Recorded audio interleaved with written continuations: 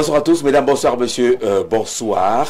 Décor spécial pour une journée spéciale. Nous sommes le 6 novembre 2025. Il y a de cela quelques heures, le président de la République, Paul Biya, prêtait serment devant la représentation nationale pour entamer un nouveau mandat à la tête de l'État, un nouveau septennat. Lorsque nous entrions dans ce studio, il était au Palais de l'Unité en train de recevoir les félicitations des corps constitués nationaux, après avoir reçu les félicitations des corps diplomatiques, mais également reçu les attributs de pouvoir. La dernière partie de cette journée au Palais de l'Unité sera réservée à une sorte de cocktail organisé par le couple présidentiel pour boucler cette journée dont la solennité s'est tenue au Palais des Verts Paul Biya, donc le nouveau palais de l'Assemblée nationale que le président Paul Biya découvrait pour la première fois, ce qui a d'ailleurs été abondamment salué par le très honorable Cavalier Yégué Dibré, le président de l'Assemblée nationale qui officiait. Avec ce décor spécial, on va décrypter le discours inaugural du président élu, président Paul Biya. Que faut-il retenir de ce discours? Quelles attentes, quelles perspectives au moment où il reprend officiellement les rênes du Cameroun? Plusieurs invités, les hommes politiques, les acteurs de la société civile, journalistes et autres économistes pour donner les grilles de lecture de cette sortie présidentielle et peut-être plonger dans ce que sera ce septennat. Accueillons l'honorable professeur Joseph Kanke. Il est un acteur politique, membre du Rassemblement démocratique du peuple camerounais, tout naturellement un universitaire. Professeur, bonsoir et bienvenue. Bonsoir mon cher Jean-Jacques, je suis là, vous m'avez invité, je suis content de prendre part à cette émission et à travers vous, je voudrais saluer de nombreuses personnes, de nombreuses Camerounaises et de nombreux Camerounais qui nous suivent actuellement pour savoir de façon plus détaillée et plus simple ce que le chef de l'État a dit ce matin dans son discours, je dirais, inaugural. Parce que la prestation de serment, ça marque le début du septennat. Qui commence aujourd'hui et qui va aller jusqu'en 2032. Donc aujourd'hui, ce discours a été prononcé, un discours programme, et je suis content de prendre part à cette émission pour dire ce que j'ai entendu dans ce propos du chef de l'État qui vient d'être élu et qui vient de prêter serment. Merci d'avoir trouvé un peu de temps pendant que certains de vos camarades sont en train, parce que c'était également un jour d'un double événement pour le RDPC. Oui, parce qu'aujourd'hui, vous savez, le 6 novembre 1982, le chef de l'État a accédé à la magistrature suprême et aujourd'hui, c'était le 43e anniversaire.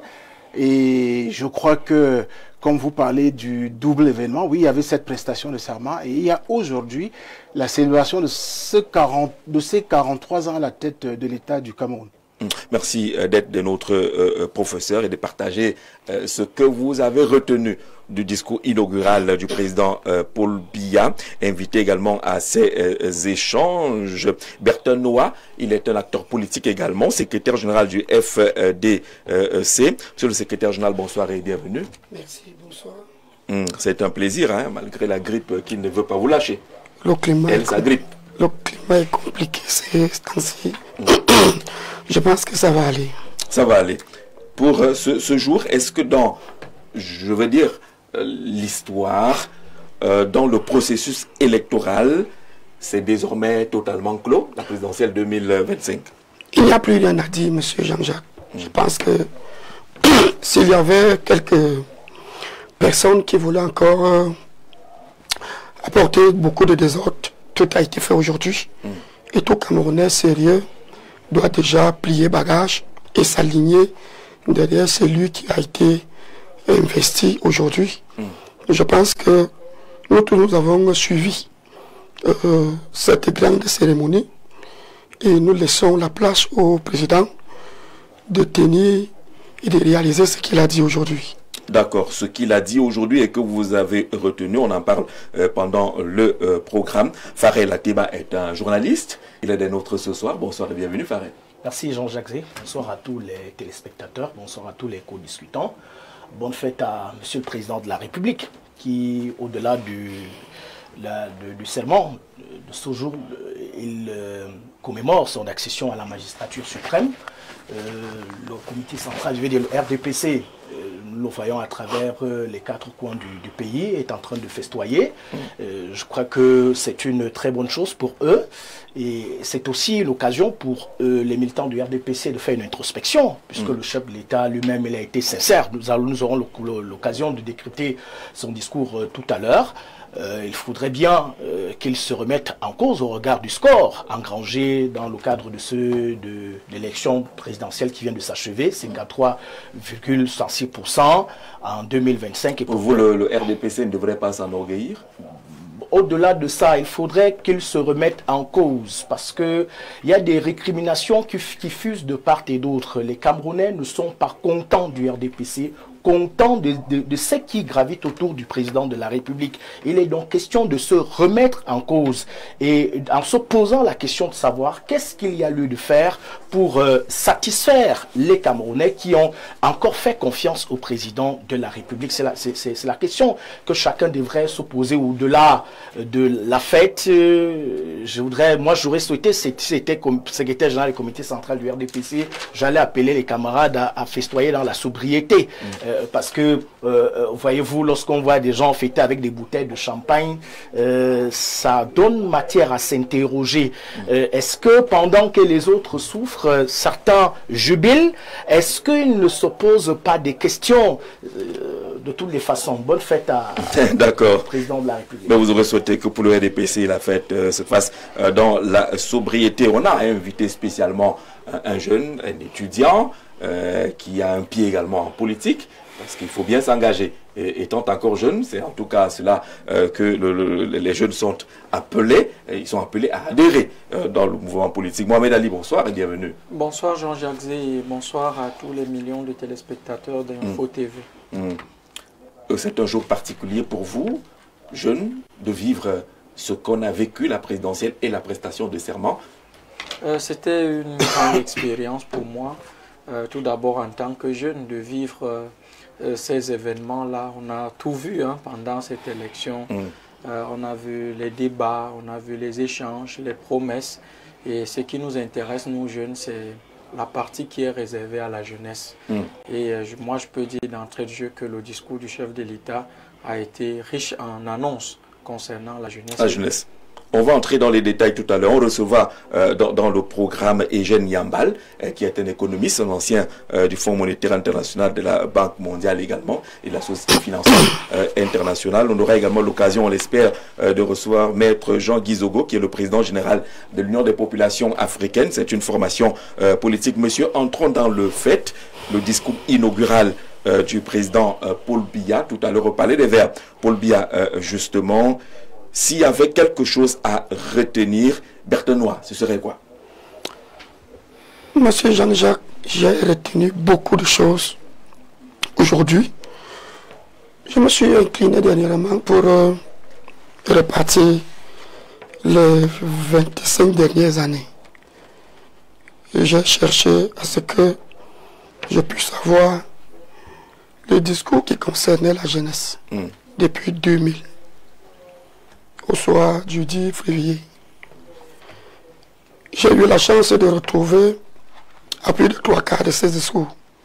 Je voudrais noter ici que le président a toujours parlé concernant la jeunesse. Il faut le dire. Peut-être il y a eu quelque chose de plus aujourd'hui, mais dans l'ensemble, il s'adresse aux jeunes et les jeunes, depuis lors, veulent voir quelque chose se passer. Donc, concernant la jeunesse aujourd'hui, ce n'est pas rien. Ce n'est pas rien de savoir que l'une des catégories qui est majoritaire, c'est la jeunesse. Et selon le terme démocratie, on ne peut pas abandonner la catégorie qui a un pourcentage élevé. Sauf que nous voulons voir la concrétisation dans les discours qui sont prononcés par le chef de l'État.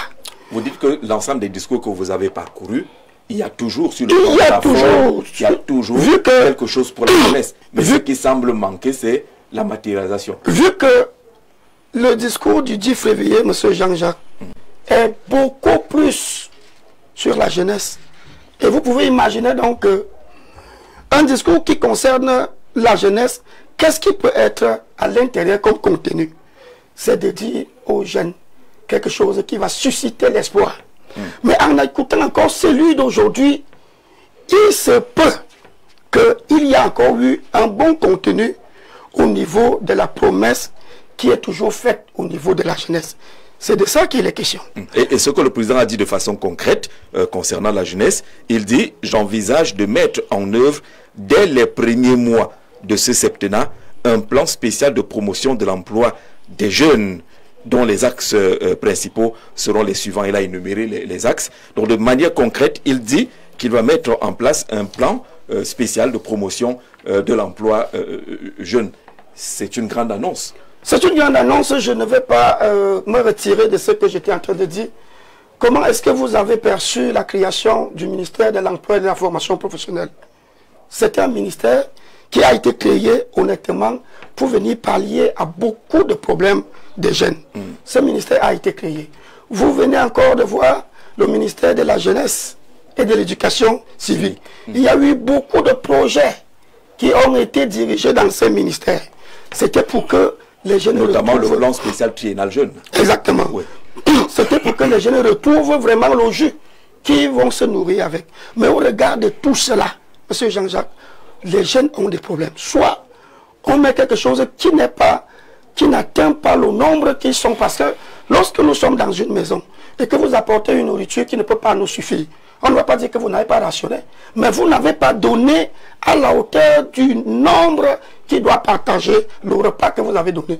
Donc, en toute bonne conscience, j'ai aimé le discours parce qu'il faut d'abord que quelqu'un se prononce. C'est sur la base de la parole qu'on va demander à la personne que, mais qu'avez-vous dit tel jour? Il se retrouve en train d'être tenu sur sa parole. Ça a été bien. J'ai souligné également l'insertion des femmes. Oui. Je l'ai dit ici maintes fois, je suis coordonnateur national d'un projet des femmes et des veuves et des femmes violentées. Je vous assure que j'ai vu beaucoup de choses concernant ces mouvements. Il faut impérativement, après la jeunesse, ce sont les femmes qui suivent. Il faut nécessairement un traitement tel que le président a dit aujourd'hui en ce qui concerne la jeunesse. Et quelque chose m'a plu. Il a encore mis le doigt au niveau de la corruption. Monsieur Jean Jarzé, pour que le Cameroun soit un pays que nous tous nous attendons, il faut impérativement mettre un accent fort au niveau de la corruption. Sinon, mais là, ce n'est pas une nouveauté. Vous dites bien qu'il a encore mis le doigt là-dessus. Il a encore mis, ça veut dire qu'il y avait... qui est beaucoup plus trop résistante, ou alors c'est les moyens de lutte qui ne sont pas appropriés. Je me dis qu'il doit avoir un problème de légèreté. Je me dis qu'il doit avoir un problème de légèreté par rapport à ce qu'il avait dit en 82, rigueur et moralisation. Vous pensez réellement que si vous blaguez, là où nous sommes assis ici, on ne va pas trouver les caméras à côté de la porte, on ne va pas trouver que quelqu'un a déplacé ce qui ne devait pas être, il est rentré avec ça à la maison. Mais si vous êtes tellement sévère, nous allons vivre ici des années sans toutefois que quelque chose ne bouge. Et je vais sortir tout en lui disant quelque chose, M. Jean-Jacques. Ce que je veux dire au président de la République aujourd'hui, au regard du temps qu'il a mis, 43 ans, il au fait aujourd'hui mélangé avec un autre septennat qui s'annonce. Et je vais donc aller... Pas dans la Bible, j'espère. Non, je dois... D'accord. Non. Il m'arrive souvent que je prenne aussi les citations des philosophes et bien d'autres personnes pour illustrer ce que je vais dire. Ce que le président de la République doit faire pour ce septennat, voici la solution. Dans le livre de Exode, chapitre 18. Eh bien, nous y sommes. Oui, verset 21. Oui. Voici ce qui est dit. C'est Jéthro qui s'adressait à Moïse par rapport à la conduite que Moïse devait faire avec le peuple de Dieu. Il lui a dit, choisis parmi tout le peuple les hommes capables. Deuxième des choses, craignant Dieu. Troisième des choses, les hommes intègres. Quatrièmement, ennemis de la cupidité. Et à la fin, établis-les sur eux comme les chefs de 1000, les chefs de 100, les chefs de 50 et les chefs de 10. Ce septennat, pour que le président de la République réussisse faudra que ceux qui nous écoutent lui envoient ce message pour qu'il réussisse. C'est un bon chrétien. Il faut impérativement que l'équipe qui va accompagner le chef de l'État pour ce septennat, qu'on retrouve les gens pareils à l'intérieur. Sinon, il va encore se retrouver comme dans les prochaines années où il a dit beaucoup de choses, mais il n'y a pas eu des gens qui l'ont accompagné. D'accord, vous retenez quand même qu'il y a eu un intérêt pour les jeunes, pour la femme, avec notamment l'annonce de ce plan spécial de promotion de l'emploi des jeunes, mais vous mettez tout cela en doute relativement aux promesses qui ont été faites par le passé, dont la matérialisation n'a fondamentalement pas suivi. Farel Ateba, qu'est-ce qu'on retient du discours inaugural du président Paul Biya? Vous savez, le chef de l'État, président de la République, lors de la cérémonie de prestation de serment, a exprimé sa gratitude à Dieu et au peuple camerounais. Oui. À Dieu, le Père, et au peuple camerounais qui lui a encore fait confiance. Et le chef de l'État a fait le rappel de la portée symbolique du serment qu'il a prêté devant le peuple camerounais. Vous savez, il est conscient, de mon point de vue, de la responsabilité que le peuple lui a encore confiée. Je l'indiquais tout à l'heure, ce n'est pas que je n'ai pas dit que le peuple, je vais dire les militants du RDPC, ne doivent pas péter. Ils doivent tenir compte des conditions de vie actuelles du peuple camerounais. Vous savez, pendant l'élection présidentielle, s'il y a une récrimination qui revenait de façon récurrente dans les médias et même à travers les réseaux sociaux, c'est que le peuple s'ouvre, le peuple a soif de changement. Et ce changement-là, il s'agit de quoi? Ce n'est pas forcément comment j'avais dit ça, un nettoyage systématique autour du président Paul Biya. Ce n'est pas forcément que le président de la République doit partir. C'est qu'il faut améliorer les conditions de vie des citoyens. Et le chef de l'État, le président de la République, tel que je l'ai écouté, je l'ai trouvé sincère pour une première fois.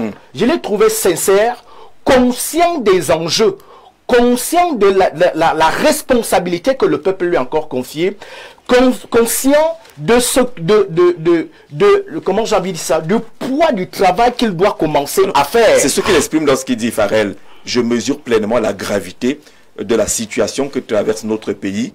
Je mesure le nombre et l'acuité des défis auxquels nous sommes confrontés et je mesure la profondeur des frustrations et l'ampleur des attentes. Oui.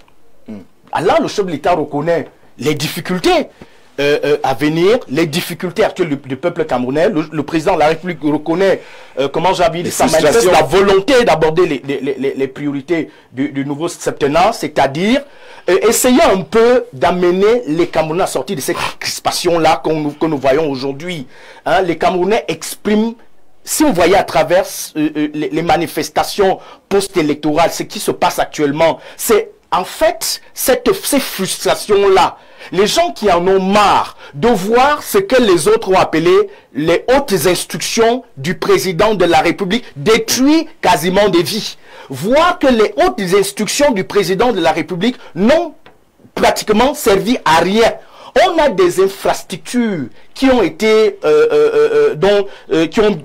comment je vais dire ça, dont les travaux ont été engagés et beaucoup d'argent a été dépensé, mais sauf qu'on n'a pas vu ces travaux-là s'achever. Et voyez-vous, aujourd'hui, on va citer par exemple le stade de Olembe, qui au début était le complexe Paul Biya, et aujourd'hui on parle du stade d'Olembe. On a l'impression qu'à la dernière minute, le chef de l'État, le président de la République, le chef de l'État, Paul Biya, n'a pas voulu qu'on colle son nom à cette histoire-là, raison pour laquelle, et vous avez vu, aujourd'hui, lorsque le président de la République est arrivé à l'Assemblée nationale, il était ému.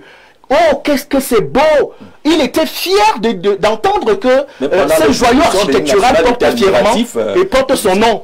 Et on s'est dit donc que lorsque les Camerounais se rendent donc compte que l'autoroute Yaoundé-Douala a englouti il y a plus de 1000 milliards, mais on ne voit rien sur le terrain. Hein? Les travaux n'avancent pas. L'autoroute Yaoundé-Simalé n'est pas électrifiée, n'est pas sécurisée. On agresse les Camerounais là-bas tous les jours. Les Camerounais se rendent compte que sur l'axe Yaoundé-Bafoussam, il y a des accidents tous les jours. De Bertois jusqu'à Garouaboulaye, la route est impraticable. Vous ne pensez pas que ça peut susciter des frustrations? Le chef de l'État a donc mesuré l'ampleur des frustrations des Camerounais. Et il s'est dit, vous l'avez trouvé sincère sur oui, c'est mon point de vue. Il a dit, c'est assez. Et le président de l'Assemblée nationale, en remettant le stylo au président de la République, pour ceux qui ont vu la scène, a rappelé que c'est avec ce stylo quand vous allez prendre des grandes décisions de la République. Et il a d'ailleurs évoqué le remaniement ministériel. Ce que le peuple camerounais attend, c'est que le président de la République essaye un peu de se débarrasser de certaines têtes, certains visages. Les gens ne veulent plus, les jeunes particulièrement, ne veulent plus voir certaines personnes. C'est pas qu'on veut, on en veut fortement à ces gens-là, c'est que sur le terrain, on se rend compte que ces gens ne nous servent pratiquement à rien. Au contraire, ils travaillent de manière à mettre à opposer le peuple au président de la République. Et donc, aujourd'hui, si nous autres Camerounais avions décidé, n'est-ce pas, avons décidé de soutenir, d'accompagner le président de la République, c'est parce que nous sommes conscients de ce que le président peut enfin rectifier le tir en se débarrassant de ceux qui ont, comment j'ai envie de dire ça, ceux qui l'ont opposé au peuple camerounais et à baliser le chemin de manière à ce que les jeunes soient fiers de lui. Et d'ailleurs, je me réjouis du fait que le président aujourd'hui ait reconnu, n'est-ce pas, l'importance de la jeunesse, l'importance des femmes, n'est-ce pas, dans à bâtir de gouvernance. Et on espère que... Là, c'est pas nouveau en tout cas. On espère que le président de la République va encore respecter sa parole. Parce que le copaniste l'a dit tout à l'heure. Il y a une différence entre la parole dite et les faits sur le terrain, la concrétisation de cette parole-là. Est-ce que le président va véritablement respecter ce qu'il a dit dans ses discours d'investiture? Est-ce que le président... On pourrait lui demander, est-ce qu'il a évalué le plan spécial triennal jeune avant de passer au plan spécial de promotion? Je crois que plusieurs fois dans ses discours, le chef de l'État est revenu dans... souvent mis l'emphase sur le plan spécial triennal jeune, je crois que c'est comme ça, oui. Et qui engloutit plus de 102 milliards de francs CFA. Je ne vais pas remettre en cause, je vois le ministre de la Jeunesse se bat, il se bat tant bien que mal pour défendre un espace, ce projet. Malheureusement, on se rend compte qu'il y a encore des frustrations, il y a des récriminations qui fusent de part et d'autre. Bon, c'est pas important, mais ce que je voudrais rester sur ce que j'ai dit tout à l'heure, Jean-Jacques. Il faudrait bien que le chef de l'État mesure l'ampleur de la responsabilité qui lui a encore été confiée. Heureusement qu'il a invoqué Dieu et il a parlé de la remercier Dieu, et on espère que, comme le companiste l'a dit tout à l'heure, qu'il appellera Dieu à l'aider à accomplir son projet de société. Et nous autres serons là pour l'accompagner de manière à ce qu'il puisse atteindre ses objectifs. Donc vous prenez la main tendue parce qu'il a parlé d'une main tendue. Oui, il a tendu la main aux jeunes. Qui suis-je? Non, écoutez, Jean-Jacques, lorsque je ne suis pas comme certains hommes de Dieu qui sont devenus quasiment des militants des partis politiques actuellement, en tant que chrétien, j'ai fait ce qu'on appelle le vœu d'obéissance. Lorsque la plus haute institution de la République a dit que c'est elle qui est le président de la République, j'ai l'obligation, parce que moi en tant que chrétien, il m'est demandé de respecter les autorités, parce que toute autorité vient de Dieu. Je dois donc respecter le président Paul Biya, qui m'a été présenté comme étant celui-là même qui doit être à la tête de mon pays. Je dois respecter le président Paul Biya. Et ce n'est pas tout. On dit que le chrétien doit prier pour les autorités. Je me pose donc la question de savoir, est-ce que ces hommes en soutane-là prient véritablement pour nos autorités? À lieu et place de cette prière, on voit plutôt certains qui incitent à la haine, qui incitent à la rébellion, à l'insurrection. Quelqu'un a même parlé de bon diable. Je me suis posé la question de savoir si c'est véritablement un homme de Dieu. Sur le discours inaugural du nouveau septennat du président de la République, on a cité cette phrase: je mesure pleinement la gravité de la situation que traverse notre pays. Je mesure le nombre et l'acuité des défis auxquels nous sommes confrontés, et je mesure la profondeur des frustrations et l'ampleur des attentes. C'est la phrase que nous soulignons tout à l'heure. Mohamed Ali, qu'est-ce que le jeune qui a suivi le président Biya tout à l'heure a retenu? Jean-Jacques Zé, moi je vais d'abord dire merci et bonne fête à tous les militants du Rassemblement démocratique du peuple camerounais, parce que je suis également un jeune militant de ce parti-là, ce parti historique qui traverse les temps. Mais le SINOVA ne concerne pas que le RDPC. Oui, il ne concerne pas que le RDPC, mais pour nous militants, c'est un moment d'introspection. D'accord. Et je voudrais dire que concernant le discours du chef de l'État, pour le jeune que je suis, et je crois que je peux porter la voix des jeunes qui sont comme moi encore étudiants et sur les bancs dans les amphis, le retour, je commence par le retour du concours de l'ENS. Les écoles normales supérieures. Et qui voudrait dire concours, qui dit également immédiatement intégration directe. On l'espère. C'est quelque chose, non, c'est quelque chose qui nous avait beaucoup manqué parce que le recrutement des auditeurs libres crée beaucoup de problèmes parce qu'une fois qu'ils sont sortis, qu'est-ce qu'ils vont devenir? Et moi, je suis venu aujourd'hui, Jean-Jacques, pour faire des propositions. Je sais que... Est-ce que vous êtes déjà satisfait de l'espace consacré et des promesses faites aux jeunes dans ce discours? Jean-Jacques, je suis largement satisfait. Pourquoi? Par la création du plan spécial de promotion de l'emploi des jeunes? Moi j'insiste sur l'ENS. Le retour du concours d'entrée à l'ENS va résoudre beaucoup de problèmes sur le terrain. Parce que lorsqu'on dit les jeunes, beaucoup de gens regardent ce que ça va produire immédiatement. Mais il y a beaucoup de jeunes qui ont des difficultés aujourd'hui dans nos villes et villages à étudier parce que les enseignants sont pour la plupart vacataires et parfois très mal payés. Donc je pense que cette décision du chef de l'État va permettre à nos lycées et collèges de retrouver des enseignants de qualité. Dans un second temps, il y a ce plan. Ce plan, le chef de l'État a parlé de la collaboration avec nos institutions financières, c'est-à-dire les banques. Des jeunes pourront faire des projets et aller proposer au niveau de nos banques, ce qui n'est pas possible aujourd'hui parce qu'on va vous demander la garantie. Si l'État apporte la contrepartie de la garantie, je pourrais monter mon projet d'élevage de poulets de chair. Je pourrais recevoir 5 millions, vous allez voir que peut-être le concours de l'ENAM ne va plus m'intéresser. La jeunesse camerounaise ne demande pas beaucoup de choses, elle demande des opportunités. Et je pense que ce discours du chef de l'État, s'il est appliqué par les hommes qui seront choisis... Vous dites s'il est appliqué? S'il est appliqué, parce que Jean-Jacques, j'étais sur votre plateau il y a quelques mois et j'avais dit que moi, je trouve pas cohérent de dire qu'on est à la période de la décentralisation et on fait un plan triennal spécial jeune et on décide de qui reçoit quoi à partir de Yaoundé. Qu'est-ce qu'ils en savent à Mandjouchemois, à Bertois? Ils en savent absolument rien. Ils peuvent demander aux délégués, mais Jean-Jacques, nous sommes des Africains dans la société. Est-ce qu'un délégué affecté connaît quel jeune est sérieux au village? On devrait remettre tout cela au niveau des magistrats municipaux de nos municipalités. La décentralisation, c'est également ça. Le maire, il vit dans sa communauté. Il sait quel jeune sur qui on peut investir, voilà des opportunités. Je pense que c'est ce type d'initiative ou encore de mesures dont nous avons besoin. Jean-Jacques Zé, pourquoi continuer à recruter des personnes à Yaoundé alors que le conseil régional pourrait recruter des jeunes sur place? Jean-Jacques Zé, l'autre jour, lorsqu'il y a eu des difficultés, par exemple, sur le problème de transport, c'est le conseil régional qui a mis son bus pour permettre aux populations dans la région de l'Est de se mouvoir. Donc, Jean-Jacques Zé, moi, je pense que ce plan du chef de l'État est salvateur pour nous les jeunes. Mais au niveau de l'application, je pense qu'il faut une décentralisation de ce projet. La banque doit opérer dans son secteur.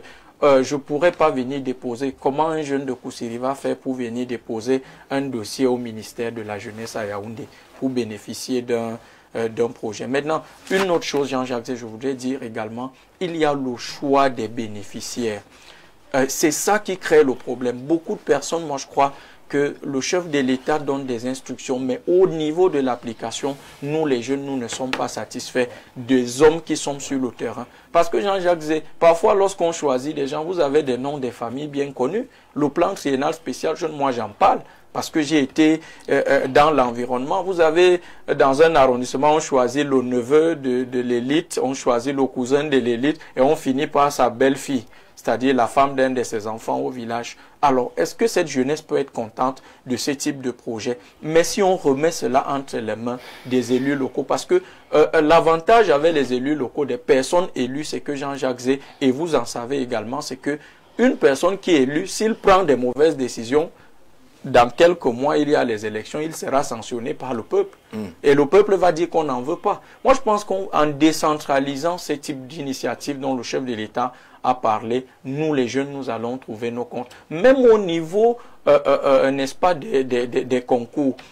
On parle de l'équilibre régional, mais vous avez parfois un arrondissement qui reçoit des jeunes qui entrent à l'ENAM chaque année, alors que l'arrondissement voisin n'en a jamais eu.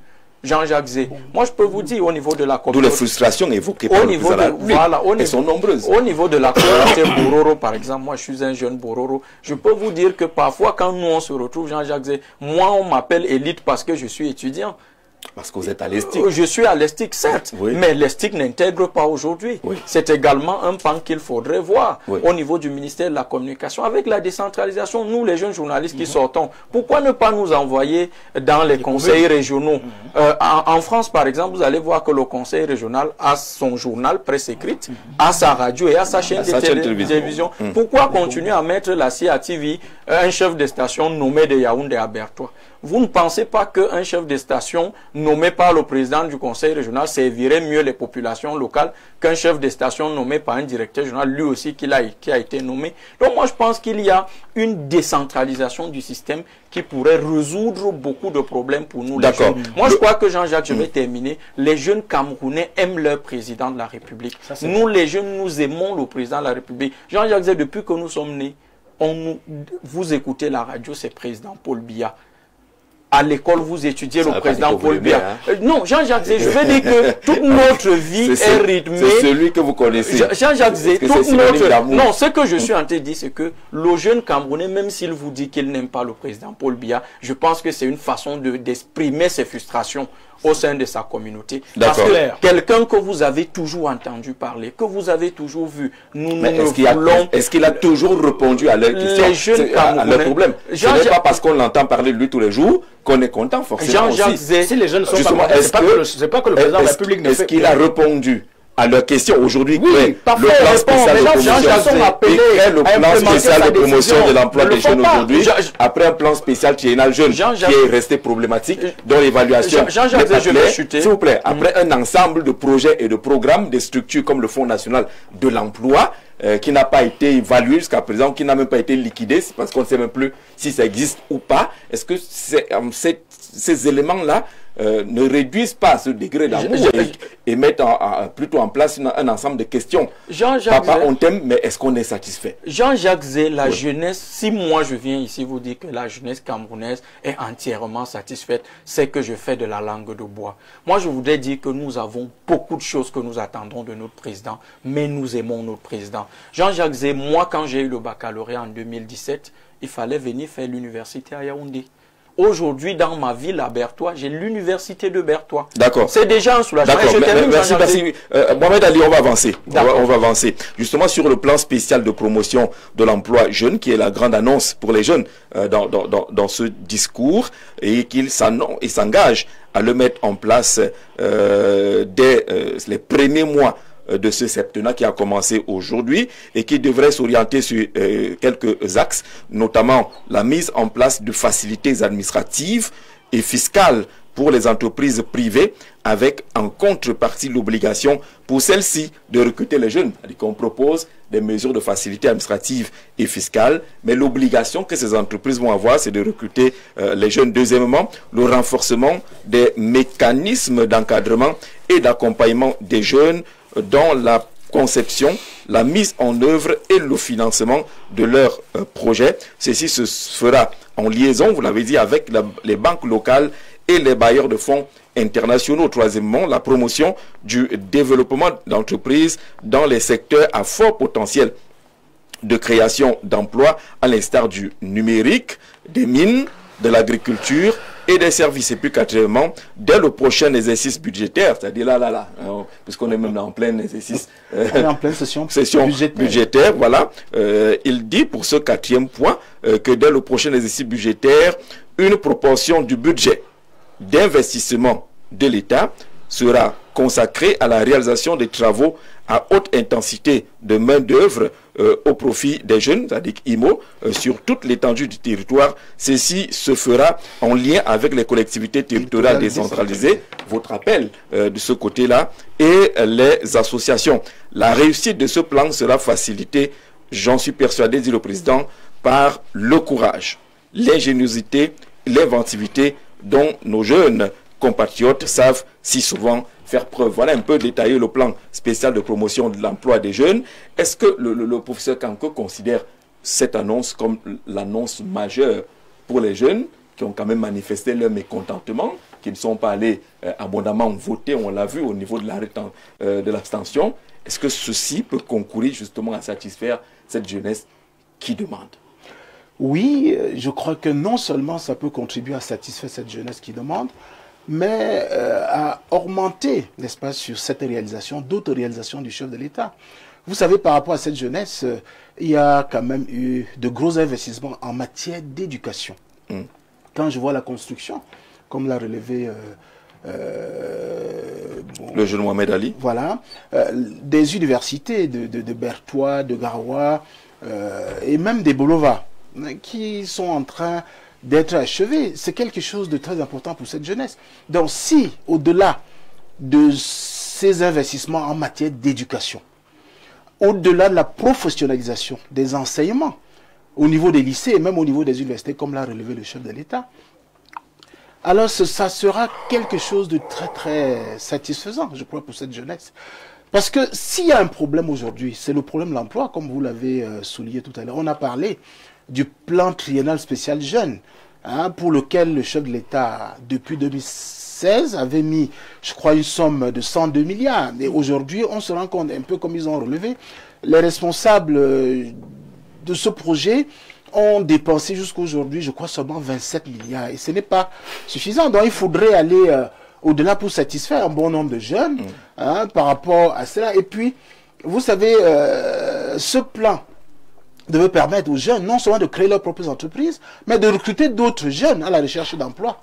Donc, moi, je crois que le plan spécial de promotion des entreprises par rapport à la jeunesse, n'est-ce pas, c'est un programme qui intéresse au plus haut point ces jeunes. Parce que quand moi je posais souvent les questions à mes collègues députés qui viennent du Grand Nord, de la Damawa, qui viennent du Nord et même de l'extrême Nord, ils me disent que les problèmes réels de ces trois régions, c'est le chômage des jeunes.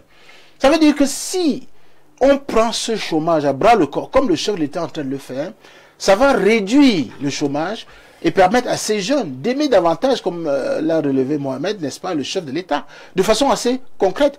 Il est peut-être amené à aller voter à l'occasion des prochains scrutins, je dirais, présidentiels.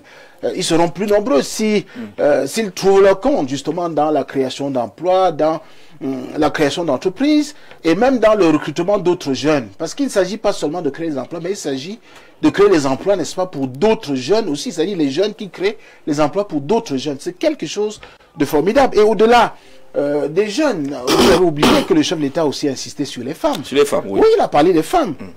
Et en parlant des femmes, le chef de l'État a parlé de la responsabilisation accrue des femmes dans le secteur privé et dans le secteur public. Et moi, j'ai été député entre 2013 et 2020. Je peux vous dire que au cours de cette 9e législature, il y avait 46 femmes députées à l'Assemblée nationale. Et aujourd'hui, on m'a dit qu'elles sont au nombre de presque 54 ou 56 femmes députées à l'Assemblée nationale. Et il faut savoir que dans une circonscription électorale... deux chambres, hein, pas oui, voilà, il y a les femmes sénatrices et les femmes présidentes de commission. Vous voyez, le chef de l'État fait beaucoup pour ces femmes-là. Et il voudrait, pour ceux qui ont lu la profession de foi, renforcer la législation, n'est-ce pas, sur les violences faites aux femmes. Dans notre pays, vous savez, il y a des femmes abandonnées, il y a des veuves, et il voudrait faire un effort pour que ces veuves et ces femmes abandonnées sachent qu'il y a un chef, n'est-ce pas, qui les protège et qui a travaillé, n'est-ce pas, à renforcer la législation en matière de leur protection. Et là, c'est pour les femmes, toujours pour les femmes, je crois qu'il y a la finalisation du code de famille, du code de la famille. Mais ça fait une vingtaine d'années, on attend ce code. Oui, c'est ça, ce code de la famille est en pleine gestation. Et je crois que... C'est assez compliqué, ça. Je crois qu'il est en pleine gestation et je crois qu'au cours de ce septennat, ce code de la famille, n'est-ce pas, verra le jour. Moi, je suis presque sûr. Ensuite, le chef de l'État a parlé de la réforme de l'État, parce qu'il faut évoquer ça. Alors, nous avons une constitution, une loi fondamentale qui régit notre pays, mais au niveau de cette réforme de l'État, il y a plein de choses, n'est-ce pas, qui pourraient arriver, notamment dans le processus électoral. On pourrait parler du nombre limité de mandats à la tête de l'État, par exemple, c'est-à-dire au lieu du nombre illimité, on dit un candidat à l'élection présidentielle peut être élu pour une période de 7 ans, peut-être renouvelable une fois. Bon, on peut également parler, n'est-ce pas, du mode de scrutin, c'est-à-dire le scrutin majoritaire à 2 tours, qui peut également caractériser, n'est-ce pas, le scrutin présidentiel ou encore d'autres scrutins. Voilà un ensemble de réformes comme ça qui peuvent arriver et booster un peu ce que le chef de l'État appelait dans son discours inaugural, n'est-ce pas, réforme de l'État. En tout cas, il y a tellement de choses, n'est-ce pas, qu'on peut faire pour moderniser l'État, surtout qu'il a parlé de ces réformes par rapport à l'adaptation de l'État camerounais, n'est-ce pas, à son environnement. L'adaptation de l'État camerounais à son environnement. Dans ces réformes-là, on est engagé justement dans la décentralisation depuis quelques années maintenant. Est-ce qu'à dire qu'il est en train de lire une insatisfaction dans la mise en œuvre de cette décentralisation? Bon, il y a la décentralisation, mais vous savez très bien que au-delà du transfert des ressources et des compétences au niveau des régions, au niveau des communes, on voudrait, n'est-ce pas, que ce transfert soit finalisé au niveau de tous les ministères. Parce que le jour où ce transfert va être au grand complet, les communes et les régions, n'est-ce pas, vont être plus opérationnelles. Parce qu'en matière d'éducation, nous savons que les régions, n'est-ce pas, ont la possibilité de construire, n'est-ce pas, des écoles. Mais le jour où les régions auront la possibilité de recruter les enseignants et de les payer, n'est-ce pas, ce sera une grande révolution en matière de décentralisation. D'accord. Donc, c'est quelque chose qui nous allons progressivement. Vous voyez, la décentralisation, c'est progressivement qu'on avance. Et puis, il y a un article... Mais progressivement, depuis 1996, quand même. Il y a un article dans cette Constitution qui parle du principe de progressivité, vous le savez très bien. Et je crois qu'en dehors, de la région qui vient d'être opérationnalisée, je ne sais pas s'il y a encore une institution, n'est-ce pas, qui existe dans la Constitution de 1996 et qui n'a pas été mise en application. Donc, progressivement, depuis 1996, il y a plein de choses qui ont été faites en matière d'évolution institutionnelle. D'accord. Et le chef de l'État, je voudrais quand même dire cela, il a remercié les pays amis qui poursuivent ceux qui financent le terrorisme, n'est-ce pas, au Cameroun à partir de leur pays, de leur territoire. Et quand il a parlé de ces pays amis, j'ai pensé aux États-Unis d'Amérique, n'est-ce pas, qui engagent des procédures justement contre ceux qui financent le terrorisme dans les régions du nord-ouest et du sud-ouest. C'est quelque chose à saluer et c'est fondamental. Alors, on va revenir là-dessus. Le chef d'État a également félicité les CAM, n'est-ce pas, pour, on reviendra là-dessus. À la façon dont il a organisé, n'est-ce pas, cette élection présidentielle et à la façon dont il organise d'autres scrutins dans notre pays depuis sa création. D'accord. Bonsoir Jean-Jacques Zé, Dieudonné depuis Yagua. Soyez modeste, un discours reste un discours. Il n'aura véritablement rien de nouveau. On peut rester comme Thomas pour y voir et pour croire. Merci et bonne émission à vous. Merci à vous du côté de Yagua. Vous allez réagir tout à l'heure. Bonsoir Jean-Jacques Zé. Bonsoir le panel. Je suis Monsieur Janvier Kadake, entrepreneur agropastoral en service à l'antenne régionale de l'Observatoire national de la jeunesse. Pour le Nord, je suis entièrement avec ce brillant jeune sur le plateau. Il parle pertinemment de la situation de financement des jeunes. Sur ce point, je suis entièrement d'accord avec lui que tant qu'on ne décentralise pas les choses, nous resterons dans la même situation car le chef de l'État peut débloquer le fonds, mais l'implémentation est un véritable calvaire car c'est par affinité qu'on finance un jeune parce qu'on va revenir soutirer un pourcentage et non par mérite. C'est un jeune entrepreneur qui connaît bien la situation sur le terrain qui s'exprime. Tu as pris ton jeune là où il aime bien seul le discours là. Vous n'avez pas signé votre message. Engagez-vous aussi en signant votre message. Bonsoir à tout le plateau. Je retiens du discours d'investiture du nouveau président qu'il est politiquement correct. Il dit des choses pour arrondir les angles. J'ai eu surtout l'impression d'un discours de campagne. S'il s'était prêté au jeu des échanges pendant l'élection, il aurait pu avoir une idée plus claire de cette jeunesse qu'il semble aimer. Je pense aussi qu'il informe le communiqué. Il pense aussi qu'il informe, ne communique pas réellement. Il lit un discours et chacun imagine ce qu'il veut. Donald depuis Nkwaban, ils sont nombreux qui réagissent. Bonsoir tout le plateau. je retiens du discours d'investiture président qu'il est politiquement correct. Ça, Donald l'a déjà dit, il l'a envoyé plusieurs fois. Donald, on a lu ton message, hein, t'en fais pas, il est déjà passé. Abdoulaye, bonsoir à vous. Ce mandat est un mandat de la honte. Abdoulaye, l'élection est passée maintenant. On ne sait plus comment, là où on va inscrire cela. Le concours de l'école normale supérieure était fermé grâce aux auditeurs libres. Toute classe sociale peut accéder à l'école normale supérieure. Pour cela, ne serait-il pas possible de parler plutôt de l'intégration des enseignants formés, en finir avec eux avant de revenir sur le concours direct? Il faut rappeler qu'au président de la République, qu'il y a des enseignants formés dans les écoles normales supérieures et qui attendent sur le terrain la possibilité d'être intégrés. Ça aussi, c'est une réalité. Bonsoir. Moi, particulièrement, j'ai aimé le discours du chef de l'État, mais ce que le jeune Camerounais attend de particulier, en premier, c'est de procéder à un remaniement ministériel pas de réaménagement. Marcel, depuis Kribi, qui attend un véritable coup de balai au niveau du gouvernement et qui est un peu d'accord avec Farrell sur ce point-là. Bonsoir à vous sur le plateau. Bonsoir Ali. Les propos du président de la République à l'encontre des jeunes est une fois de plus une façon de reconnaître qu'il y a une jeunesse qui est au chômage qualifié et est quelque part dessus de certaines promesses, notamment le plan triennal jeune. La matérialisation des anciennes promesses sur le terrain devient un ping-pong. Bref, c'est très difficile et trop de corruption encore. Nous espérons que cette fois-ci sera la bonne. Ngale, depuis l'arrondissement de Ndian, qui envoie ce message-là. Accueillons Eugène Yambal, économiste, qui a fait beau jour, entre guillemets, du Fonds monétaire international, de la Banque mondiale et de la Société financière internationale. Bonsoir et bienvenue, Eugène. Bonsoir, Jean-Jacques. Vous avez suivi également le discours inaugural du président Paul Biya? Tout à fait. Alors, qu'est-ce qu'on peut retenir? Qu'est-ce que vous avez retenu?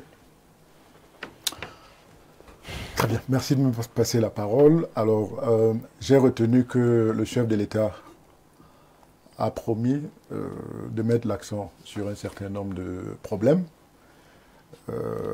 qui touchent à la vie quotidienne des Camerounais, et des jeunes et des femmes, dont il a parlé de la nécessité de mettre en œuvre des réformes institutionnelles au niveau de la gestion de l'État, de mettre l'accent sur les jeunes et les femmes, également de réactiver les concours au niveau... L'école normale supérieure, par exemple. Oui. Et puis, bon, on sort d'une élection, et pour moi, la priorité en ce moment, c'est de préserver la paix, la cohésion nationale et l'unité nationale. Maintenant, pour revenir au discours du chef de l'État, bon, je pense que ça touche au problème des Camerounais.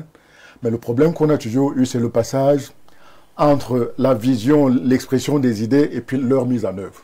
Justement, lorsque vous entriez dans le studio, on parlait de cette annonce, la mise en place d'un plan spécial de promotion de l'emploi jeune, et que les uns et les autres parlaient justement de ce décalage entre l'annonce, la vision et la matérialisation. Tout à fait. On a eu plusieurs plans dans différents domaines dans notre pays, et malheureusement, à ce jour, la plupart n'ont pas abouti. Du fait que, je dis une fois de plus, on a du mal... La bonne gouvernance, c'est de travailler à partir d'une vision claire, d'identifier les projets qui peuvent avoir de l'impact et aussi de choisir les personnes qu'il faut à la place qu'il faut et faire une bonne allocation des ressources et ensuite sanctionner et contrôler. J'espère que sous le septennat qui s'annonce, on mettra l'accent sur un retour à ce mode de gouvernance qui pourrait permettre de résoudre un certain nombre de problèmes. Vous dites un retour parce que vous avez l'impression, vous dites que ce mode de gouvernance-là, sanctionné, contrôlé, le suivi a manqué avec l'ensemble des programmes et des projets initiés par le chef de l'État? Je pense que c'est ce dont on a souffert au cours de ces dernières décennies. Vous savez, on a par exemple le plan, la SND 30, qui est là, et à partir, elle a essayé de dire que le Cameroun deviendra un pays industrialisé dans un horizon de 25 ans, qu'on va réduire la pauvreté et qu'il y aurait une croissance soutenue de 7%. Mais quand on regarde la mise en œuvre, le programme n'a pas été suffisamment bien conçu. Les exemples que j'ai vus, par exemple, dans les pays comme le Rwanda, c'est qu'une fois qu'on a fixé cette boussole, dans tous les différents secteurs, on met en place des politiques et des stratégies sectorielles.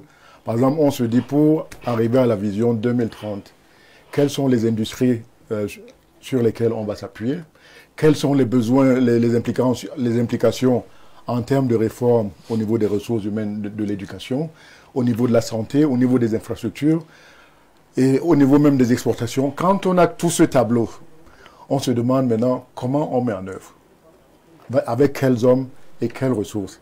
C'est là que, par exemple, on peut faire des plans quinquennaux et on les décline en budget annuel, c'est-à-dire en clair, le budget de tous les ans du Cameroun devrait viser la mise en œuvre de l'objectif du plan 2030. Oui. Et par rapport à ça, mettre en place des mécanismes de coordination et puis de sanctions par rapport aux résultats.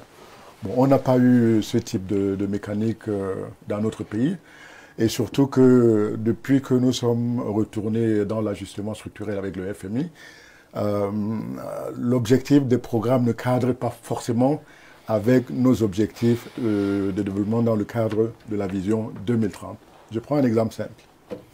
Lorsque le FMI arrive dans un pays, il veut amener le pays à faire des réformes pour dégager un surplus, pour rembourser la dette extérieure.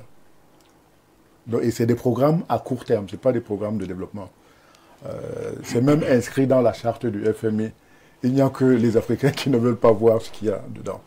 Donc quand ils arrivent, ils veulent, par rapport à ça, en termes de politique économique, on augmente les recettes, les taxes, on augmente les taxes, et puis on baisse les dépenses. Quand on augmente les taxes, on augmente la pression fiscale.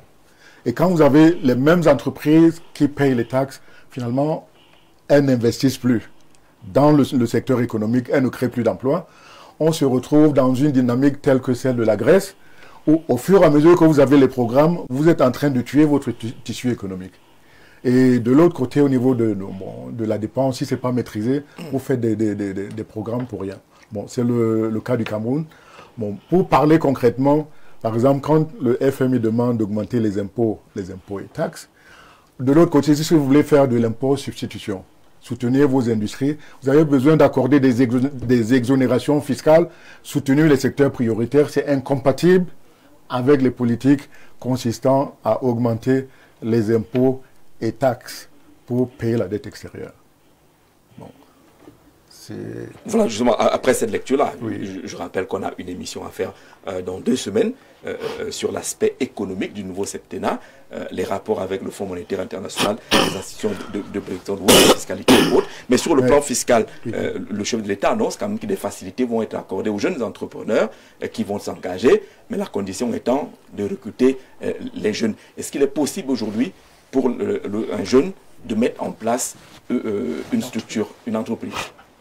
Et ce n'est pas que les jeunes. Je pense que le Cameroun n'a pas modernisé le dispositif institutionnel au niveau de l'environnement des affaires.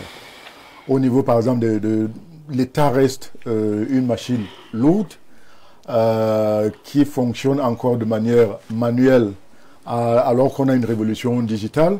On a un État qui est centralisé. Et à mon niveau, j'ai vu qu'il y a des réformes, par exemple, que j'ai aidé à mettre en place dans des pays comme le Sénégal il y a 25 ans, qui ne sont pas encore mises en œuvre ici.